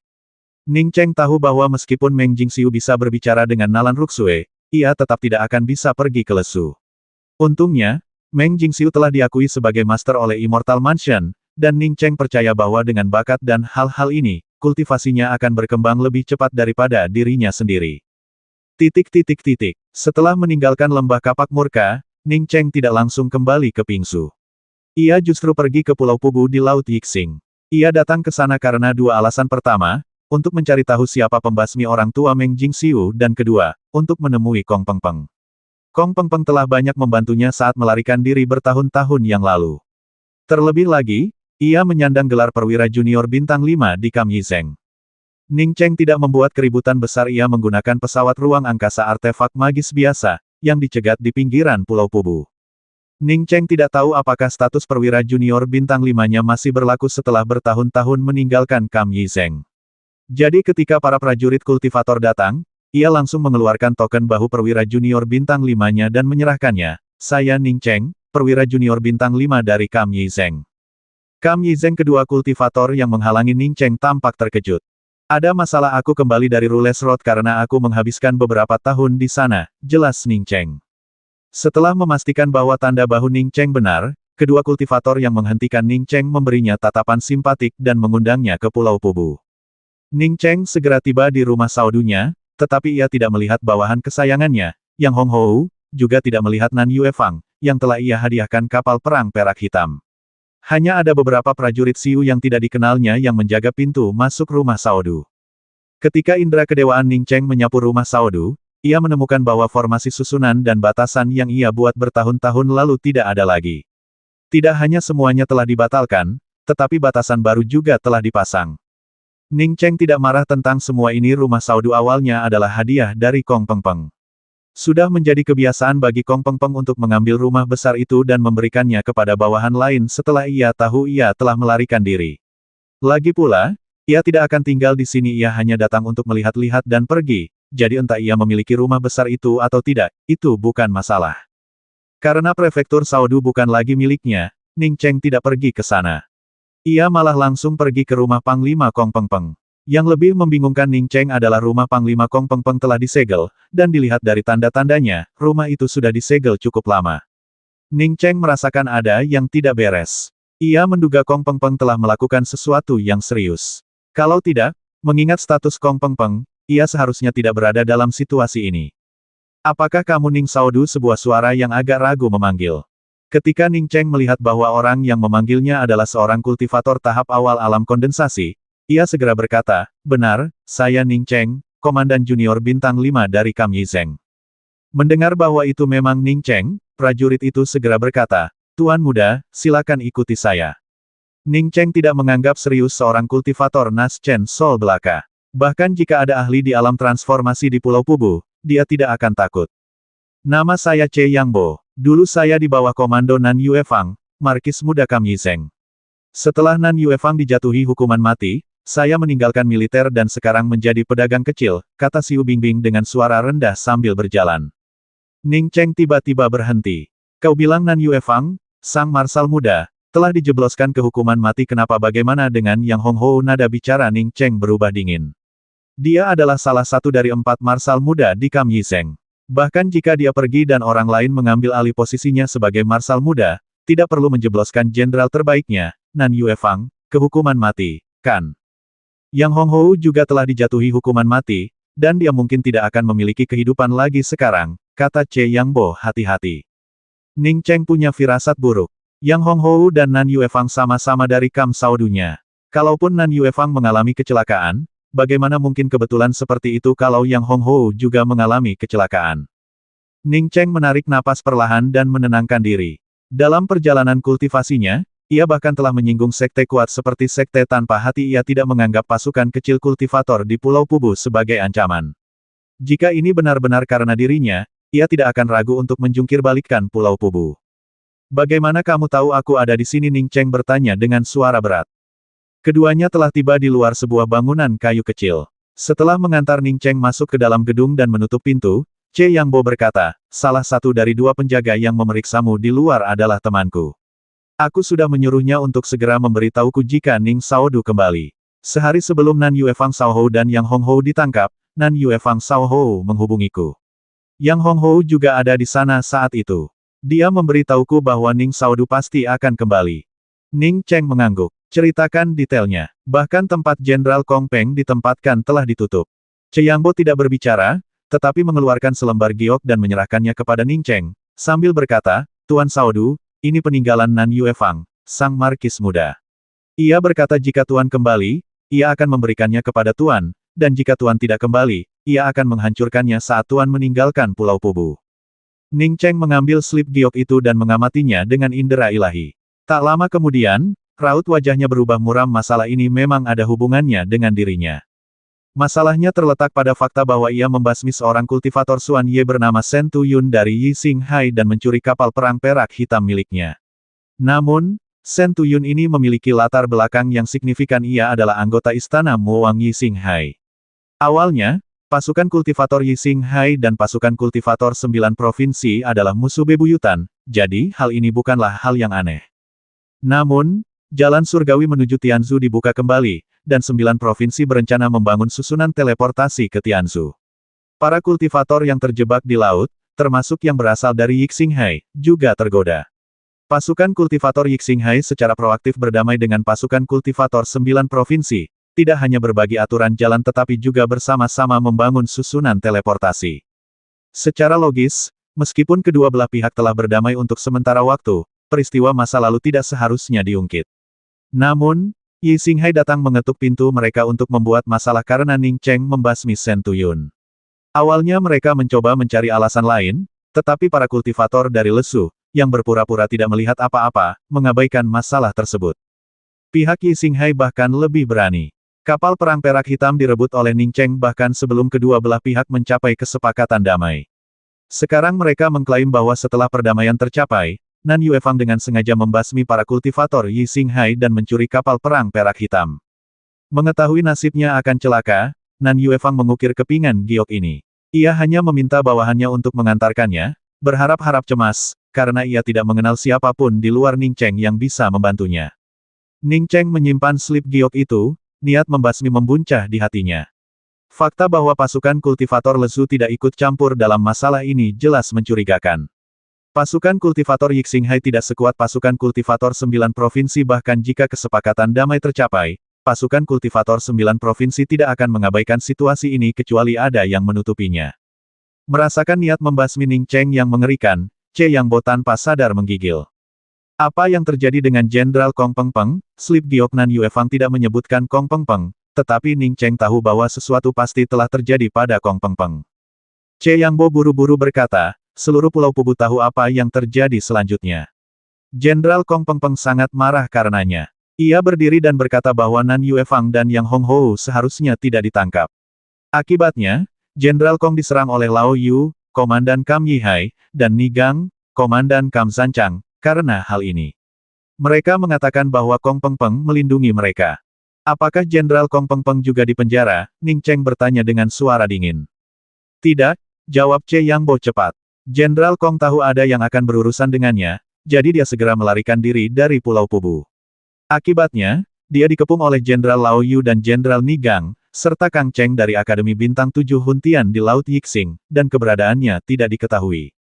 Bagaimana kamu tahu? Ning Cheng bertanya lagi. Che Yang Bo berkata dengan nada marah, pertempuran besar itu terjadi tepat di luar Pulau Pubu. Bukan hanya aku, tetapi seluruh pasukan kultivator Pulau Pubu menyaksikannya. Karena Jenderal Xianyu Hong, Komandan Pulau Pubu, tidak hadir saat itu, tidak ada yang berani menghentikannya. Ning Cheng sepenuhnya mengerti apa yang sedang terjadi. Ia mengenal Lao Yu, ia pernah mendengar bahwa Lao Yu berasal dari Akademi 7 Bintang Huntian. Saat ia berada di Pulau Pubu, Lao Yu adalah seorang komandan. Keponakannya, Lao Seng, memiliki sedikit dendam terhadapnya, dan ia berpikir bahwa dengan dorongan Yongguyun, dendam itu akan semakin membesar. Bawahan Ni Gang, Wei Peng terbasmi olehnya dalam pertarungan hidup mati di atas ring, yang menyebabkan permusuhan Ni Gang dengan Kong Peng Peng. Adapun Kang Cheng, yang saat itu bertanggung jawab atas kompetisi besar Akademi Bintang 5 di Huazu, ia hampir ditangkap oleh orang ini saat pertama kali memasuki Lembah Kapak Amarah. Orang ini curiga bahwa ia telah menemukan rahasia gulungan itu selama kompetisi dan juga menginginkan apa yang dimilikinya, jadi wajar saja jika ia datang ke sini untuk mencarinya. Membayangkan gulungan itu langsung membangkitkan banyak bayangan di benak Ning Cheng. Ia segera menekan bayangan-bayangan itu, ia merasa gulungan itu aneh. Ia hanya belum sempat menyelidiki lebih lanjut. Karena Kang Cheng sudah datang mengetuk, ia tak akan ragu. Jika ia bertemu orang ini, ia pasti akan merebut gulungan itu. Kalau dipikir-pikir, Kong Peng Peng sudah banyak membantunya, dan sekarang ia benar-benar menyeret pihak lain ke dalam masalah. Ning Cheng merasa sedikit bersalah. Siapa yang sekarang memimpin Pulau Pubu, dan bagaimana tingkat kultivasinya? Tanya Ning Cheng, sudah berencana untuk membuat masalah. Apakah dia membasmi musuh yang salah saat itu? Dia bahkan memenjarakan salah satu bawahannya demi musuh yang dibasminya. Dia Marsekal muda Ji, namanya Ji Mincai. Kudengar dia sudah mencapai tingkat kedua alam pembukaan laut, jawab Che Yang Bo dengan nada khawatir, karena ia tahu nada bicara Ning Cheng agak tidak ramah. Dia belum pernah bertemu Ning Cheng sebelumnya, tetapi dia pernah mendengar rumor tentang Ning Saodu ini. Ketika dia berada di alam pembentukan fondasi, dia menantang kultivator cairan mendalam Wei Peng dan membasminya. Ning Cheng mengangguk. Katakan lagi di mana hukuman matinya. Meskipun Ning Cheng pernah bertugas sebagai komandan junior di Pulau Pubu, ia sama sekali bukan orang yang bertanggung jawab. Ia tidak hanya tidak tahu di mana letak hukuman mati, ia bahkan tidak tahu ke arah mana rumah komandan menghadap. Tuan Muda Ning, seru Che Yang Bo panik. Niat membasmi Ning Cheng begitu kuat, bagaimana mungkin dia tidak tahu apa yang Tuan Muda Ning ini inginkan. Ning Cheng tersenyum tipis, jangan khawatir, aku tahu apa yang kulakukan. Katakan saja, ngomong-ngomong, aku punya pil pembentukan fondasi di sini. Akan kuberikan padamu sebagai tanda terima kasihku. Che Yang Bo dengan gembira menerima pil pendirian yayasan dengan kedua tangannya. Ia tak pernah membayangkan akan mendapatkan pil seperti itu suatu hari nanti. Alasan ia membantu Nan Yuefang adalah karena Nan Yuefang adalah atasannya saat itu dan telah memberi mereka banyak manfaat. Setelah sebatang dupa, Ning Cheng berdiri di luar halaman yang dikelilingi barisan dan pembatas. Dari kata-kata Che Yang Bo, ia tahu bahwa ini adalah tempat hukuman mati di Pulau Pubu. Minggir, ini bukan tempat untukmu. Begitu Ning Cheng mencapai luar tembok halaman, seorang kultivator dengan tingkat kultivasi kondensasi keluar dan menghentikannya. Ning Cheng tidak membuang kata-kata. Ia mengangkat tangannya dan menamparkan prajurit itu hingga pingsan. Sebagai tempat penahanan para tahanan di Pulau Pubu, tempat itu tidak hanya dipenuhi dengan batasan dan formasi, tetapi juga dijaga oleh sejumlah besar prajurit kultivator. Ning Cheng berhasil melumpuhkan seorang prajurit kultivator di alam kondensasi, dan yang lainnya langsung menyadari bahwa seseorang sedang mencoba melarikan diri dari penjara.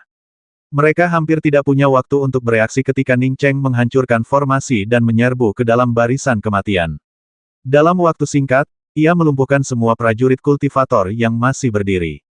Ning Cheng sendiri adalah perwira junior di pasukan kultivator, jadi ia tidak sembarangan membasmi.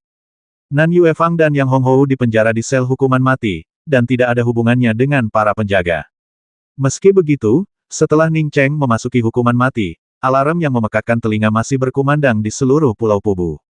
Alarm itu langsung membangunkan seluruh pulau, dan tak terhitung banyaknya prajurit bergegas menuju hukuman mati, dengan beberapa komandan juga bergegas. Pulau Pubu, yang telah berperang melawan para kultivator Yi Xinghai selama bertahun-tahun dan terletak di sebuah pulau, menunjukkan kewaspadaan yang begitu cepat saat ini. Setelah memasuki sel hukuman mati, indera kedewaan Ning Cheng menyapu dengan gegabah, dan hanya dalam beberapa tarikan napas, dia menemukan lokasi Nan Yuefang. Nan Yuefang duduk berantakan dan nyaris tak berpakaian di sudut gelap sel penjara, tetapi indera kedewaan Ning Cheng tahu ia tidak sedang berkultivasi. Sebuah rantai besi menembus bahunya, memutuskan meridiannya, membuatnya mustahil untuk berkultivasi. Setelah melihat Nan Yuefang, Ning Cheng akhirnya menyadari keberadaan Yang Honghou. Ning Cheng lega karena Yang Honghou terbaring di lantai sel lain, tetapi ia belum sepenuhnya mati. Sebuah rantai juga telah menembus meridian Yang Honghou. Terlebih lagi, Yang Honghou entah bagaimana mendapatkan kesempatan dan maju ke tingkat pertama tahap pembentukan fondasi. Jika tidak, Ning Cheng memperkirakan ia pasti sudah lama mati. Ning Cheng tidak ragu sedetik pun. Ia melepaskan tombaknya, dan beberapa formasi perangkap hancur berkeping-keping di bawah tombaknya. Baru setelah Ning Cheng menghancurkan sel tempat Nan Yuefang berada, dia terbangun oleh suara keras dan perlahan mengangkat kepalanya. Siapa kau? Nan Yuefang menatap kosong ke arah Ning Cheng. Ia merasa Ning Cheng tampak familiar, tetapi ia tidak mengenalinya. Ia masih berpikir, siapa yang berani langsung menerobos masuk ke dalam hukuman mati di Pulau Pubu? Keberanian orang ini sungguh luar biasa. Aku adalah mantan saudu Ning Chengmu. Saat Ning Cheng berbicara, dia meninju sel itu dan memutuskan rantai yang mengikat Nan Yuefang. Nan Yuefang akhirnya mengenali Ning Cheng. Meskipun ia meninggalkan slip giok sebelum masuk, ia hanya merasa putus asa. Ia tidak pernah menyangka Ning Cheng akan benar-benar datang ke sini. Ning Saudu, meridianku. Kegembiraan Nan Yuefang hanya bertahan beberapa tarikan napas sebelum ia terdiam lagi. Terlepas dari apakah Ning Cheng bisa menyelamatkannya, ia sudah lumpuh. Ning Cheng dengan santai mengeluarkan selembar pakaian dan menyerahkannya kepada Nan Yuefang, sambil berkata, jangan khawatirkan meridianmu. Sekalipun dantianmu hancur, aku punya cara. Ganti pakaianmu dulu, dan aku akan menyelamatkan Yang Honghou. Ning Cheng berani mengatakan ini karena ia tahu meridian Nan Yuefang dan Yang Honghou hanya terputus di tengah jalan, bukan hancur. Jika mereka benar-benar hancur, ia tak bisa berbuat apa-apa. Itu membutuhkan sumsum kaca awan ungu, dan meskipun ia masih memiliki beberapa, itu tak akan cukup untuk menyelamatkan mereka. Namun, karena meridian telah terputus di tengah jalan, ia bisa menggunakan pil lanjutan mendalam untuk menyambungkannya kembali, yang sama sekali berbeda dengan situasi Su Jie saat itu. Nan Yuefang masih bisa bergerak sendiri, tetapi Yang Honghou sama sekali tidak bisa bergerak. Luka-lukanya lebih parah daripada luka Nan Yuefang. Untungnya, Ning Cheng punya banyak pil. Setelah melepaskan rantai Yang Honghou, ia meminum satu pil dan Yang Honghou pun terbangun. Apakah kamu Ning Saudu? Tidak seperti Nan Yuefang, Yang Honghou langsung mengenali Ning Cheng, meskipun ada beberapa perubahan pada penampilannya. Tuan Muda Ning, kami. Yang Honghou menjadi bersemangat setelah memastikan bahwa memang Ning Cheng yang datang untuk menyelamatkannya. Ning Cheng menepuk pundaknya. Orang-orang itu sudah ada di sini. Aku sudah tahu bagaimana kau dan Tuan Muda Nan bisa sampai di sini. Kita bisa bicarakan ini nanti. Ayo kita keluar dan bicara dulu. Apakah Tuan Muda Nan baik-baik saja? Aku masih hidup berkat bantuanmu. Yang Honghou teringat Nan Yuefang dan bertanya dengan cemas. Suara Nan Yuefang terdengar dari belakang. Terima kasih, aku baik-baik saja. Sao Du baru saja menyelamatkanku. Tepat pada saat itu, sebuah suara mengerikan terdengar, siapa yang berani masuk tanpa izin ke penjara terlarang para petani Pulau Pubu. Ning Cheng tidak repot-repot menjawab suara itu. Ia membawa Nan Yuefang dan Yang Honghou keluar dari hukuman mati, hanya untuk mendapati mereka dikepung oleh tentara Siu yang tak terhitung jumlahnya. Ia mengenali beberapa orang di depannya, tetapi hanya satu nama, Nigang, yang terlintas di benaknya. Nigang adalah Komandan Kam Zanchang, dan saat ini, ia telah mencapai puncak alam jiwa Yuan. Di antara para kultivator ini, tingkat kultivasi tertinggi berada di tingkat kedua alam laut pembukaan. Wajah Yang Honghou memucat-pucat pasi saat melihat banyaknya kultivator Jiazu di luar. Namun, Nan Yuefang sebagian besar tetap tidak berubah lagi pula, tidak ada yang lebih putus asa daripada terjebak di sel hukuman mati. Ia melirik Ning Cheng di depan, sedikit khawatir di hatinya bahwa ia mungkin telah menyeret tuan muda Ning ini ke dalam kekacauan juga. Kultivator di tingkat kedua alam laut pembuka samar-samar merasakan bahwa kultivasi Ning Cheng tampak lebih rendah daripada dirinya. Ia tidak sepenuhnya yakin, tetapi usia Ning Cheng yang masih muda membuatnya merasa tenang. Jika seseorang dengan kultivasi yang lebih tinggi telah tiba, dan tidak ada kultivator jiwa baru lahir yang menjaga Pulau Pubu, itu bukan hal yang baik. Dia belum pernah bertemu Ning Cheng sebelumnya, dan meskipun menghela napas lega, dia tidak memerintahkan anak buahnya untuk mengerumuninya. Dia tahu betul apa yang telah terjadi. Nan Yuefang dan Yang Honghou memang tidak bersalah, tetapi itu bukan urusannya. Seseorang akan berurusan dengan orang yang telah menghancurkan penjara itu. Siapapun kau, karena kau dengan paksa menerobos masuk ke dalam barisan hukuman mati Pulau Pubuku, kau adalah musuh bebuyutan pasukan kultivator Jiazuku. Kudengar kau awalnya adalah anggota pasukan kultivator Jiazu, dan aku tak ingin kau terus berada di jalan yang salah ini. Jika kau bersedia menyerah, aku bisa memberimu hasil yang paling adil. Kata kultivator di tingkat kedua alam laut pembuka dengan tenang. Jika bukan karena pendapat banyak kultivator dan prajurit tentang masalah ini, ia pasti sudah bertindak. Pria ini Jimin Chai, komandan muda baru Pulau Pubu. Kudengar dia berasal dari Lesu, bisik Yang Honghou di belakang Ning Cheng. Ning Cheng tidak langsung menjawab pertanyaan Jimin Chai. Sebaliknya, ia tiba-tiba berkata dengan lantang, rekan-rekan prajurit dari pasukan kultivator Jiazu, saya Ning Cheng, seorang komandan junior bintang 5 dari Kam Yizeng, dan dengan demikian merupakan anggota pasukan kultivator Jiazu.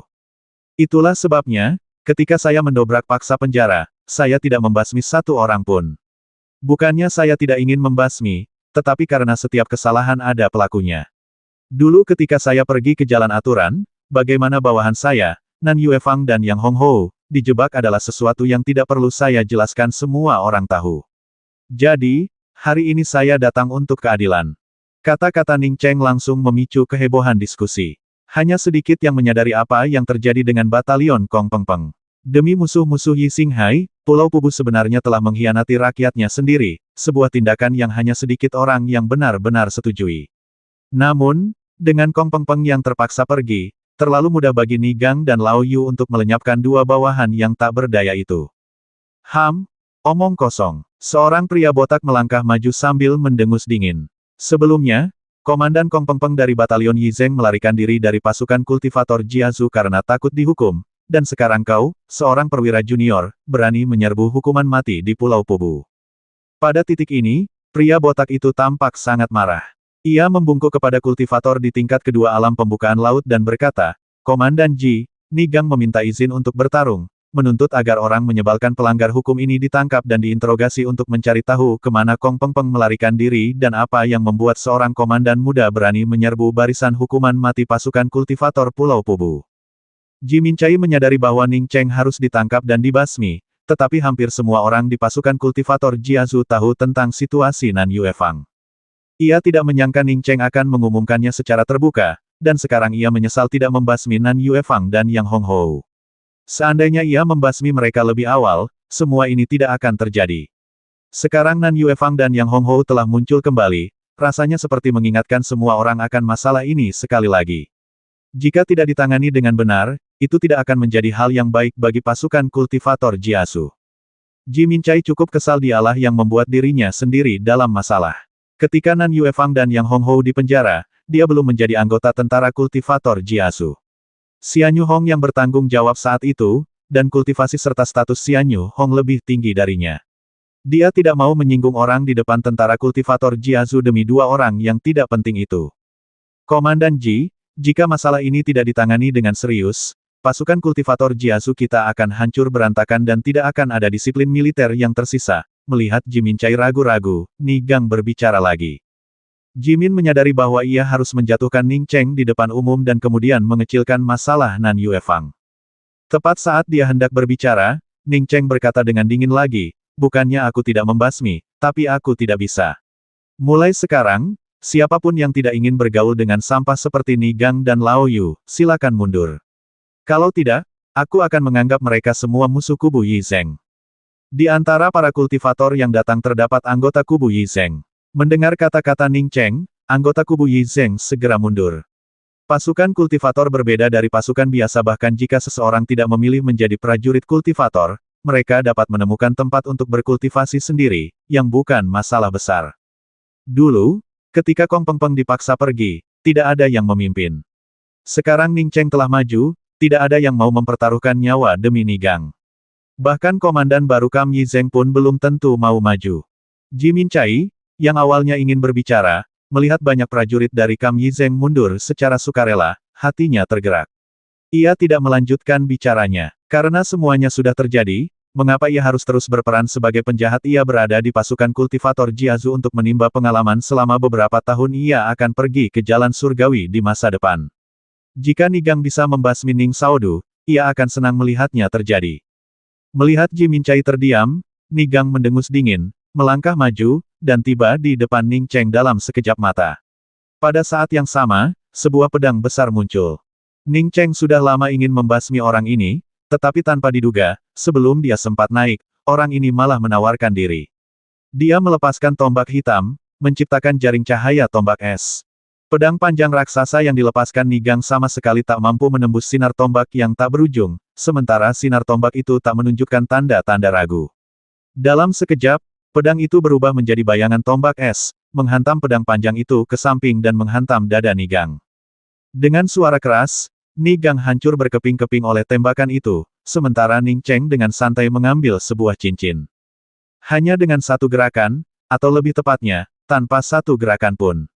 Hanya dengan setengah gerakan, Ning Cheng membasmi Ni Gang, seorang komandan pasukan kultivator Jiazu. Saat itu, hampir semua prajurit kultivator menatap Ning Cheng dengan mulut ternganga.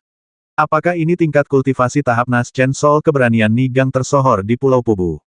Hati Jimin Cai bergetar melihat Ning Cheng membasmi Ni Gang dengan begitu mudahnya. Bahkan jika dia ingin membasmi Ni Gang, itu tidak akan semudah itu. Kultivasi Ning Saodu jelas lebih tinggi darinya. Menyadari hal ini, Jimin tiba-tiba berkeringat dingin. Nyaris saja, jika dia benar-benar memberi perintah atau bertindak, dia pasti akan mengalami kesulitan hari ini. Pantas saja dia berani menghancurkan hukuman mati di Pulau Pubu. Tingkat kultivasinya praktis mampu menyapu seluruh Pulau Pubu. Lao Yu, maju. Ning Cheng merasa jauh lebih baik setelah membasmi Ni Gang, dan tatapannya menyapu pasukan kultivator yang mengelilinginya sekali lagi. Seorang kultivator berwajah pucat di tingkat ke-9 alam Yuan Hun secara naluriah mundur beberapa langkah. Ning Cheng langsung tahu bahwa orang ini pasti Lao Yu. Saat dua kapak kecil melesat ke arah Lao Yu dari satu ujung ke ujung lainnya, tombak Ning Cheng sekali lagi membelah ruang di antara dia dan Lao Yu. Lao Yu menyaksikan Ning Cheng membasmi Ni Gang dengan mata kepalanya sendiri. Tepat saat ia hendak melarikan diri, ia merasakan ruang di sekitarnya membeku. Dua sinar kapak, satu hitam dan satu emas, menyelimutinya sepenuhnya, membuatnya tak bisa mundur. Ini tidak ada hubungannya denganku. Seseorang ingin mengosongkan embun pembersih Peng Peng lalu mencari. Kata-kata Lao Yu tiba-tiba terhenti ketika tombak hitam menembus alisnya. Setelah mendengar tentang embun roh pembersih, Ning Cheng tahu memang ada alasan lain di balik ini.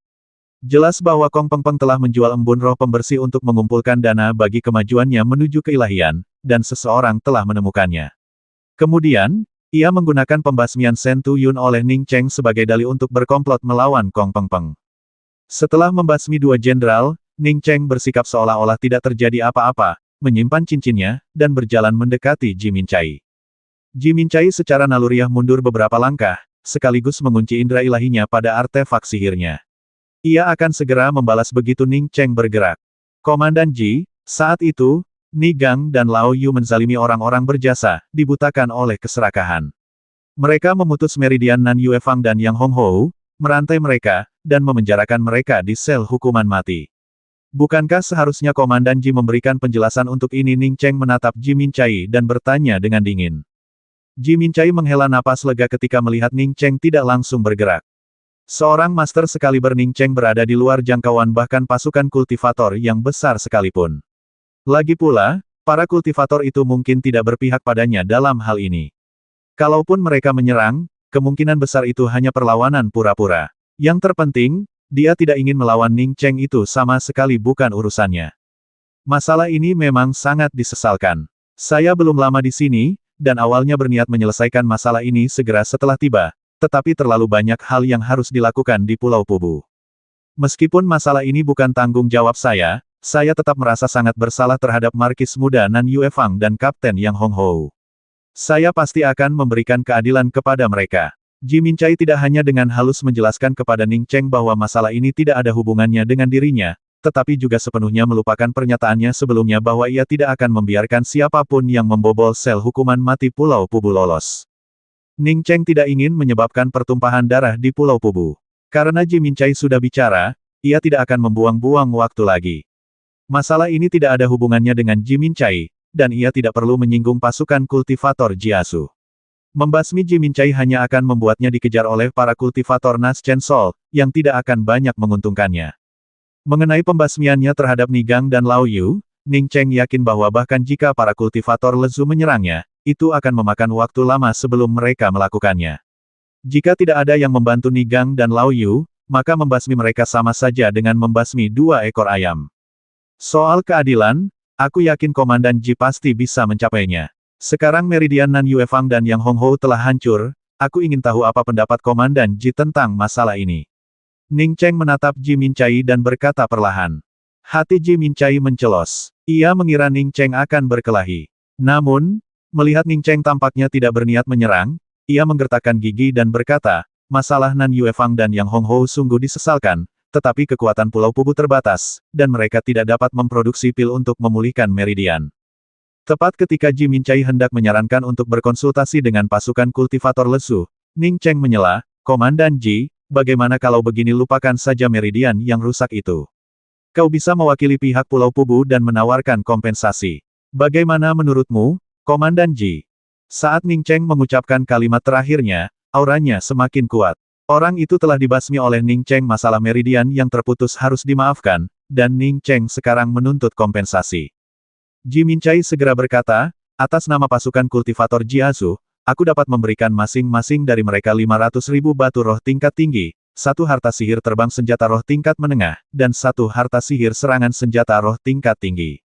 Untuk tempat seperti Pulau Pubu, apa yang Ji Minchai hasilkan sudah sangat berlimpah, bahkan cukup untuk membuat seorang kultivator jiwa baru lahir merasa iri. Ning Cheng bertanya pada Nan Yue Fang dan Yang Hong Hou yang datang ke sisinya, apakah kalian tinggal di sini atau ikut denganku? Nan Yue Fang dan Yang Hong Hou menjawab tanpa ragu, kami bersedia pergi bersama Saodu. Kecuali mereka bodoh, mereka tidak akan mau tinggal di sini. Ning Cheng mengepalkan tangannya dan berkata kepada Ji Minchai, mari kita lanjutkan kompensasinya seperti yang disarankan Komandan Ji. Kita tidak akan mengganggu Komandan Ji lagi. Ji Minchai menghela napas lega dan segera mengeluarkan 2 cincin, lalu menyerahkannya kepada Ning Cheng.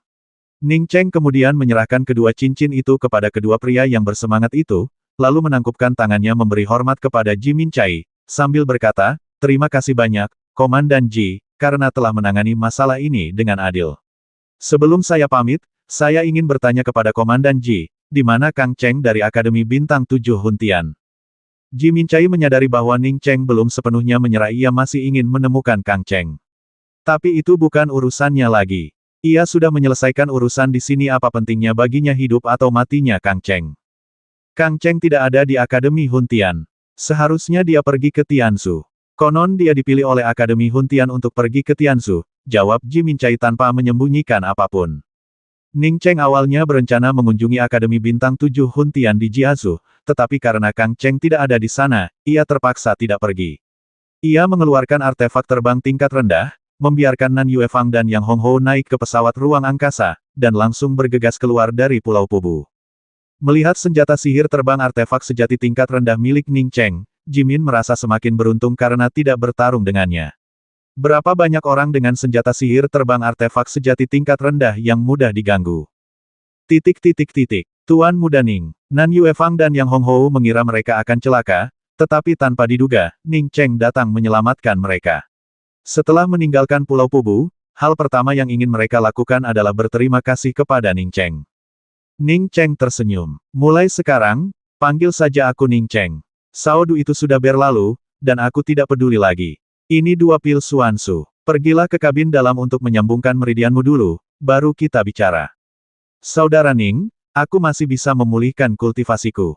Tangan Yang Honghou sedikit gemetar saat ia menggenggam pil lanjutan mendalam. Ia baru saja menerima 500.000 batu roh, yang rencananya akan ia berikan kepada Ning Cheng. Sekarang setelah ia kehilangan semua kultivasinya, semua ini tidak berguna baginya. Ning Cheng menepuk pundaknya, jangan khawatir, lanjutkan saja. Terima kasih, kakak senior Ning. Nan Yuefang tahu lebih banyak daripada Yang Honghou. Ia tahu pil lanjutan mendalam adalah pil mendalam tingkat kelima, yang sangat sulit diperoleh. Ia tidak menyangka Ning Cheng akan membawakan mereka pil seperti itu. Setelah keduanya masuk ke dalam untuk memulihkan kultivasi mereka, Ning Cheng memanggil Ning Ruolan keluar.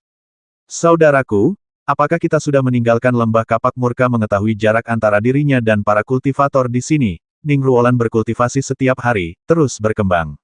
Saat ini, ia telah mencapai tingkat ke-6 pengumpulan Qi. Yah, aku bersenang-senang kali ini, dan aku juga jalan-jalan ke Pulau Pubu. Setelah Ning Cheng selesai bercerita kepada Ning Ruolan tentang Pulau Pubu, Nan Yuefang dan Yang Honghou keluar dengan penampilan segar. Kakak senior Ning, siapa dia? Nan Yuefang dan Yang Honghou menatap Ning Ruolan di samping Ning Cheng dengan curiga dan bertanya. Berkat pil lanjutan mendalam, mereka hanya menghabiskan setengah hari untuk menyambung kembali meridian mereka. Dalam setengah hari, bagaimana mungkin ada orang lain di sini? Sebelum Ning Cheng sempat berbicara, Ning Ruolan berdiri dengan anggun. Nama saya Ning Ruolan, dan Ning Cheng adalah kakak saya. Salam, kakak senior Yuefang dan kakak senior Yang Honghou. Mendengar bahwa dia adalah adik Ning Cheng, keduanya segera melangkah maju untuk membalas salam. Ning Ruolan hanya memiliki kultivasi pengumpulan Qi tingkat ke-6, tetapi Ning Cheng telah menyelamatkan nyawa mereka, jadi mereka tidak boleh diremehkan sedikitpun. Apakah kau tahu sesuatu tentang Jenderal Kong Peng Peng? Bisakah kau memberitahuku? Ning Cheng masih sedikit khawatir tentang Kong Peng Peng. Ia tidak tahu apakah Kong Peng Peng telah mencapai alam pembentuk ilahi. Jika tidak, dengan 3 ahli jiwa Yuan yang mengepungnya, siapa yang tahu apakah ia benar-benar melarikan diri. Nan Yuefang berkata, Jenderal Kong Peng Peng memiliki banyak jasa militer dan memiliki kuota untuk pergi ke Tianzu. Jadi, ketika orang-orang mengepung Kong Peng Peng, tidak ada yang melawan. Lagi pula, kuota terbatas, dan semakin sedikit orang yang ada, semakin sedikit pula persaingannya. Ning Cheng tahu bahwa Nan Yuefang mungkin tidak tahu tentang embun roh pembersih. Seseorang setingkat Kong Peng Peng bisa dikepung oleh jenderal lain, pasti ada seseorang di balik semua ini.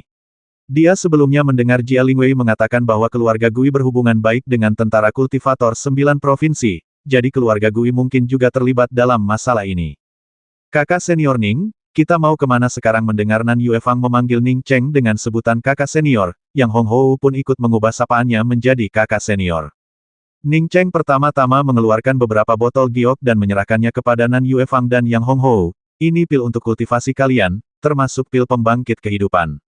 Ah, mendengar nama pil Seng Xuan, tangan Nan Yuefang gemetar, dan ia hampir menjatuhkan botol giok di tangannya. Meskipun ia telah bekerja keras di Pulau Pubu selama puluhan tahun, ia mungkin tidak akan bisa mendapatkan pil Seng Xuan, namun Ning Cheng memberikannya begitu saja. Baiklah, aku masih punya beberapa cara untuk mendapatkan pil-pil itu tidak terlalu berharga bagiku. Aku akan kembali ke Pingzu untuk menagih beberapa utang, lalu berkultivasi sebentar. Setelah tingkat kultivasiku lebih tinggi, aku berencana pergi ke Tianzu. Kalau kau mau, aku bisa mengantarmu ke sana juga. Sebelum Ning Cheng sempat selesai berbicara, Nan Yuefang dan Yang Honghou dengan tegas berkata, kakak senior Ning, kami bersedia mengikutimu. Bahkan para kultivator Yuan Hun dari Pulau Pubu pun berebut tempat untuk pergi ke Tianzu. Ning Cheng berkata ia bersedia membawa mereka ke sana, jadi bagaimana mungkin mereka menolak? Mengenai apakah Ning Cheng benar-benar bisa pergi ke Tianzu, Yang Honghou dan Nan Yuefang sama sekali tidak ragu. Ning Cheng mampu membasmi 2 jenderal dalam sekejap, jadi dia pasti memiliki kekuatan yang hebat. Kakak senior Ning, keberuntungan terbesar dalam hidupku adalah bersamamu. Dulu ketika kau bertarung melawan para kultivator Yi Xinghai, aku tahu kau luar biasa, dan aku benar. Mata Yang Honghou memerah karena gembira. Nan Yuefang tidak banyak bicara, tetapi ketika dihadapkan dengan kesempatan ini, ia tak kuasa menahan diri untuk berkata, untung saja, aku sudah bergabung dengan saudumu saat itu. Kalau tidak, mungkin aku sudah hidup dalam ketidakjelasan di Pulau Pubu. Ning Cheng berdiri dan berkata, mulai sekarang, kita semua akan berada di pihak yang sama. Aku akan membawamu bergabung dengan sekte besar. Jika aku tidak lagi di sekte ini, adikku Ruolan akan membutuhkan bantuanmu. Saudaraku, aku akan mengikutimu kemanapun kamu pergi, kata Ning Ruolan cepat. Ning Cheng tersenyum. Dalam keadaan normal, aku pasti akan tetap di sekte. Namun, aku membutuhkan banyak sumber daya untuk berkultivasi. Jika sekte tidak memilikinya, aku mungkin akan pergi mencarinya, tetapi aku akan segera kembali. Pada saat itu, sangat penting bagimu untuk tetap di sekte dan berkultivasi. Dia sudah merencanakan bahwa setelah menggunakan 3 kristal peninggalan Meng Jingxiu, kultivasinya pasti akan meningkat pesat. Selama dia bisa melawan kuali transformasi, tidak akan sulit baginya untuk membawa beberapa orang ke Sekte Pedang Pelangi Jatuh. Agaknya, Gunung Ruibai juga akan memberinya wajah itu. Kita sudah sampai. Pesawat ruang angkasa Ning Cheng mendarat di luar kota Changle di kerajaan Changqin. Melihat tembok kota yang sudah lapuk, ia merasakan sedikit kesedihan. Ia dikejar ketika pergi, dan bertahun-tahun kemudian, ketika kembali ke sini lagi, perasaan itu tak terlukiskan. Saudaraku, energi spiritual di sini sangat tipis, ada apa denganmu? Ning Ruolan terbiasa berkultivasi di dalam arai pengumpul roh, dan begitu dia tiba di sini, dia bisa merasakan bahwa energi spiritual di sini sangat lemah. Tetapi dia segera menghentikan ucapannya, dia merasakan ada yang tidak beres dengan ekspresi saudaranya. Indra kedewaan Ning Cheng tertuju pada seorang wanita bergaun hijau, dan wajahnya memerah karena gembira. Selir Luo benar-benar telah kembali. Ning Cheng segera menyadari ada yang tidak beres. Saat ini, kultivasi Luo Fei berada di tingkat ke-9 alam kondensasi. Meskipun ia tidak akan mengklaim Luo Fei tak terkalahkan di kerajaan Changqin, tak seorang pun berani melakukan apapun padanya. Namun, Ning Cheng menemukan beberapa formasi di sekitar rumah batu hitam tempat ia dan Luo Fei sebelumnya tinggal. Ning Cheng yakin formasi-formasi ini tidak dibuat oleh Luo Fei. Luo Fei biasa tidak mungkin bisa membuat formasi tingkat 3 ini, apalagi formasi-formasi ini mencakup formasi pemantauan dan penjebakan. Bahkan jika selir Luo ingin membentuk formasi, dia tidak mungkin bisa membentuk formasi penjebakan di sekitar rumahnya sendiri. Luo Fei berdiri dengan tatapan kosong di halaman rumah batu, memegang beberapa barang di tangannya, matanya agak redup. Ning Cheng tahu dari kurangnya fluktuasi energi sejati yang terpancar darinya bahwa Luo Fei sama sekali tidak berkultivasi di sini. Ruolan, kau dan Yue Fang datang bersama. Aku akan memeriksa selir Luo dulu, kata Ning Cheng, tetapi ia sudah melesat masuk ke kota dan menghilang seketika. Ning Ruolan akhirnya mengerti mengapa ekspresi saudaranya sedikit aneh, ternyata saudara iparnya, selir Luo, benar-benar telah kembali. Melihat Nan Yue Fang dan Yang Honghou menatapnya dengan bingung, ia segera tersenyum dan berkata, ayo jalan pelan-pelan. Kakakku melihat kakak iparku, jadi dia agak bersemangat. Mereka pasti banyak bicara sekarang. Ayo kita ke sana nanti. Nan Yue Fang mengangguk. Indra kedewaannya telah melihat Ning Cheng memasuki rumah batu, jadi ia segera menariknya kembali. Selir Luo. Panggilan tiba-tiba Ning Cheng mengejutkan selir Ji Luo, yang sedari tadi berdiri linglung di tengah halaman. Ia langsung berbalik dan menatap kosong ke arah Ning Cheng. Bagaimana mungkin ia melihat Ning Cheng kembali padahal ia jelas-jelas melihat Ning Cheng kembali, jadi mengapa ia tidak berani menyapanya? Luo Fei, ini aku, Ning Cheng. Aku kembali. Ning Cheng melihat wajah Ji Luo Fei yang dipenuhi kejutan, kepanikan, dan sedikit kebingungan, dan merasa sedikit iba. Ia tidak yakin apakah itu karena beberapa perubahan yang terjadi setelah ia naik ke alam jiwa Yuan. Benda-benda di tangan Ji Luo Fei jatuh ke tanah dan langsung berhamburan. Ternyata itu adalah sejumlah uang kertas dan benda-benda kurban. Ning Cheng. Bibir Ji Luo Fei bergetar saat ia akhirnya menyadari bahwa ia tidak salah. Ning Cheng benar-benar telah kembali. Perasaan dari lubuk hatinya itu membuatnya yakin bahwa orang di depannya adalah Ning Cheng, tunangannya. Dan orang yang ia tunggu di sini. Wah, ketika Ning Cheng menghampirinya, Ji Luo Fei tak kuasa menahan diri dan menghambur ke pelukan Ning Cheng. Ia memeluk Ning Cheng erat-erat, tak mampu berkata apa-apa selain terisak. Merasakan Ji Luofei gemetar dalam pelukannya, hati Ning Cheng pun berdebar kencang. Untungnya, ia telah memilih untuk kembali ke Pingzu, kalau tidak, bagaimana mungkin ia bisa bertemu Luofei. Tak satu pun dari mereka berbicara, mereka berpelukan dalam diam. Setelah entah berapa lama, Ning Cheng menepuk punggung Luofei. Luofei, kita seharusnya bahagia. Aku tidak akan meninggalkanmu untuk pergi ke alam rahasia lagi. Ning Cheng merasa bersalah sejak meninggalkan Luofei di lembah kapak marah. Jika bukan karena wanita tua itu yang menyelamatkan Luofei, dia mungkin benar-benar kehilangannya. Mendengar kata-kata Ning Cheng, Ji Luofei gemetar lagi dan mengangkat kepalanya dari pelukan Ning Cheng. Melihat ketakutan di mata Ji Luofei, Ning Cheng perlahan membuka cadar hitam dari wajahnya. Luofei, jangan khawatir lagi. Ning Cheng tiba-tiba berhenti bicara ketika melihat wajah yang sungguh memukau. Wajah oval itu, selain sedikit pucat, sangat cantik, tanpa pesona duniawi. Aura keanggunan yang begitu memikat hingga Ning Cheng pun merasa tercekik. Wajahnya polos tanpa riasan, namun ia memiliki kecantikan yang begitu halus. Meskipun berada dalam pelukannya, Ning Cheng merasa seolah Luofei adalah peri yang akan meninggalkannya dan pergi terbawa angin. Tatapan ragu dan khawatir di matanya hampir meluluhkan hati Ning Cheng. Entah kecantikan itu tergantung pada pandangan orang atau tidak, Ning Cheng hanya pernah melihat kecantikan seperti ini pada Si Qianghua. Namun, kecantikan Luofei dan Si Qianghua tak tertandingi. Luofei, kamu sangat cantik. Ning Cheng tidak dapat menemukan kata-kata untuk menggambarkan Luofei dalam pelukannya kecuali frasa klise seperti itu. Mendengar kata-kata Ning Cheng, Ji Luofei, yang awalnya tampak ragu-ragu, kini kehilangan rasa takut dan gelisah di matanya. Seolah telah mengesampingkan hal-hal lain, secercah kegembiraan muncul di matanya. Bibi Gongsun menyelamatkanku, dia memulihkan penampilanku, dan sekarang karena kamu menyukainya, aku sangat bahagia. Ning Cheng merasa gembira dan hendak berbicara ketika ekspresinya tiba-tiba berubah lagi. Merasakan perubahan suasana hati Ning Cheng, Ji Luofei dengan cemas menggenggam tangan Ning Cheng erat-erat, menduga bahwa Ning Cheng telah menemukan sesuatu. Luofei, yang telah menempatkan tanda indera ilahi atau tanda segel pembatas padamu. Sebelum Ning Cheng sempat menyelesaikan pertanyaannya, niat membasminya tiba-tiba meningkat. Ia mengenali tanda segel pembatas itu, yang familiar. Ia tahu siapa yang telah menempatkannya, dan itu adalah tanda segel indera ilahi yang paling ganas.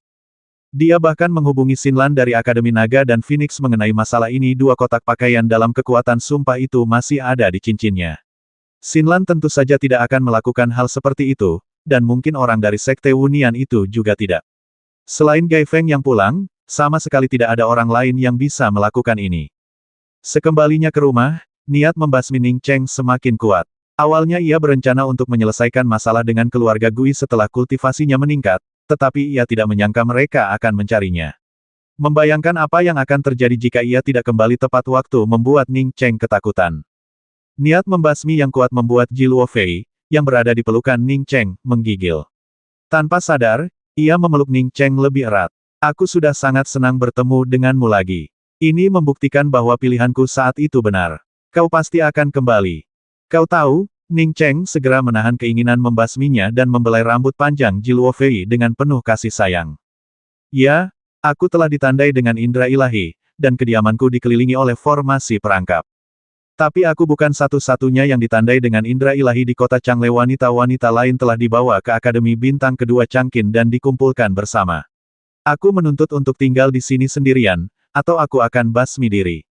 Suara Ji Luofei sedikit bergetar. Awalnya, ia pasrah pada kematian dan tidak terlalu takut. Tapi sekarang setelah Ning Cheng benar-benar kembali, dan ia ingin bersamanya, begitu ia memiliki alasan untuk hidup, ketakutan itu semakin membesar. Ning Cheng menepuk-nepuk tubuh Ji Luofei beberapa kali dengan santai, dan esensi sejatinya langsung menyelimuti tanda indera ilahi di bahu Ji Luofei. Hanya dalam 1 atau 2 tarikan napas, Ning Cheng berhasil mengeluarkan tanda indera ilahi dari bahu Ji Luofei. Sesaat kemudian, Ning Cheng telah menempatkan tanda itu di dalam kotak giok dan menyimpannya. Merasa sangat rileks, Ji Luofei menatap Ning Cheng dengan heran. Ning Cheng, kau menghilangkan tanda spiritual itu untukku sesederhana itu. Ning Cheng mengangguk. Luofei, jangan khawatir. Aku belum menyingkirkan formasi di luar, jadi biarkan saja. Aku sudah melihat para wanita dari Changqin Sue yang sudah berkumpul, dan mereka tampak sangat bahagia. Karena mereka tidak tahu bahwa informasi yang mereka terima hanya menyebutkan bahwa sebuah sekte besar di benua tengah membutuhkan beberapa murid perempuan dari luar. Mengumpulkan mereka hanya untuk evaluasi, untuk melihat siapa yang memenuhi syarat dan siapa yang tidak.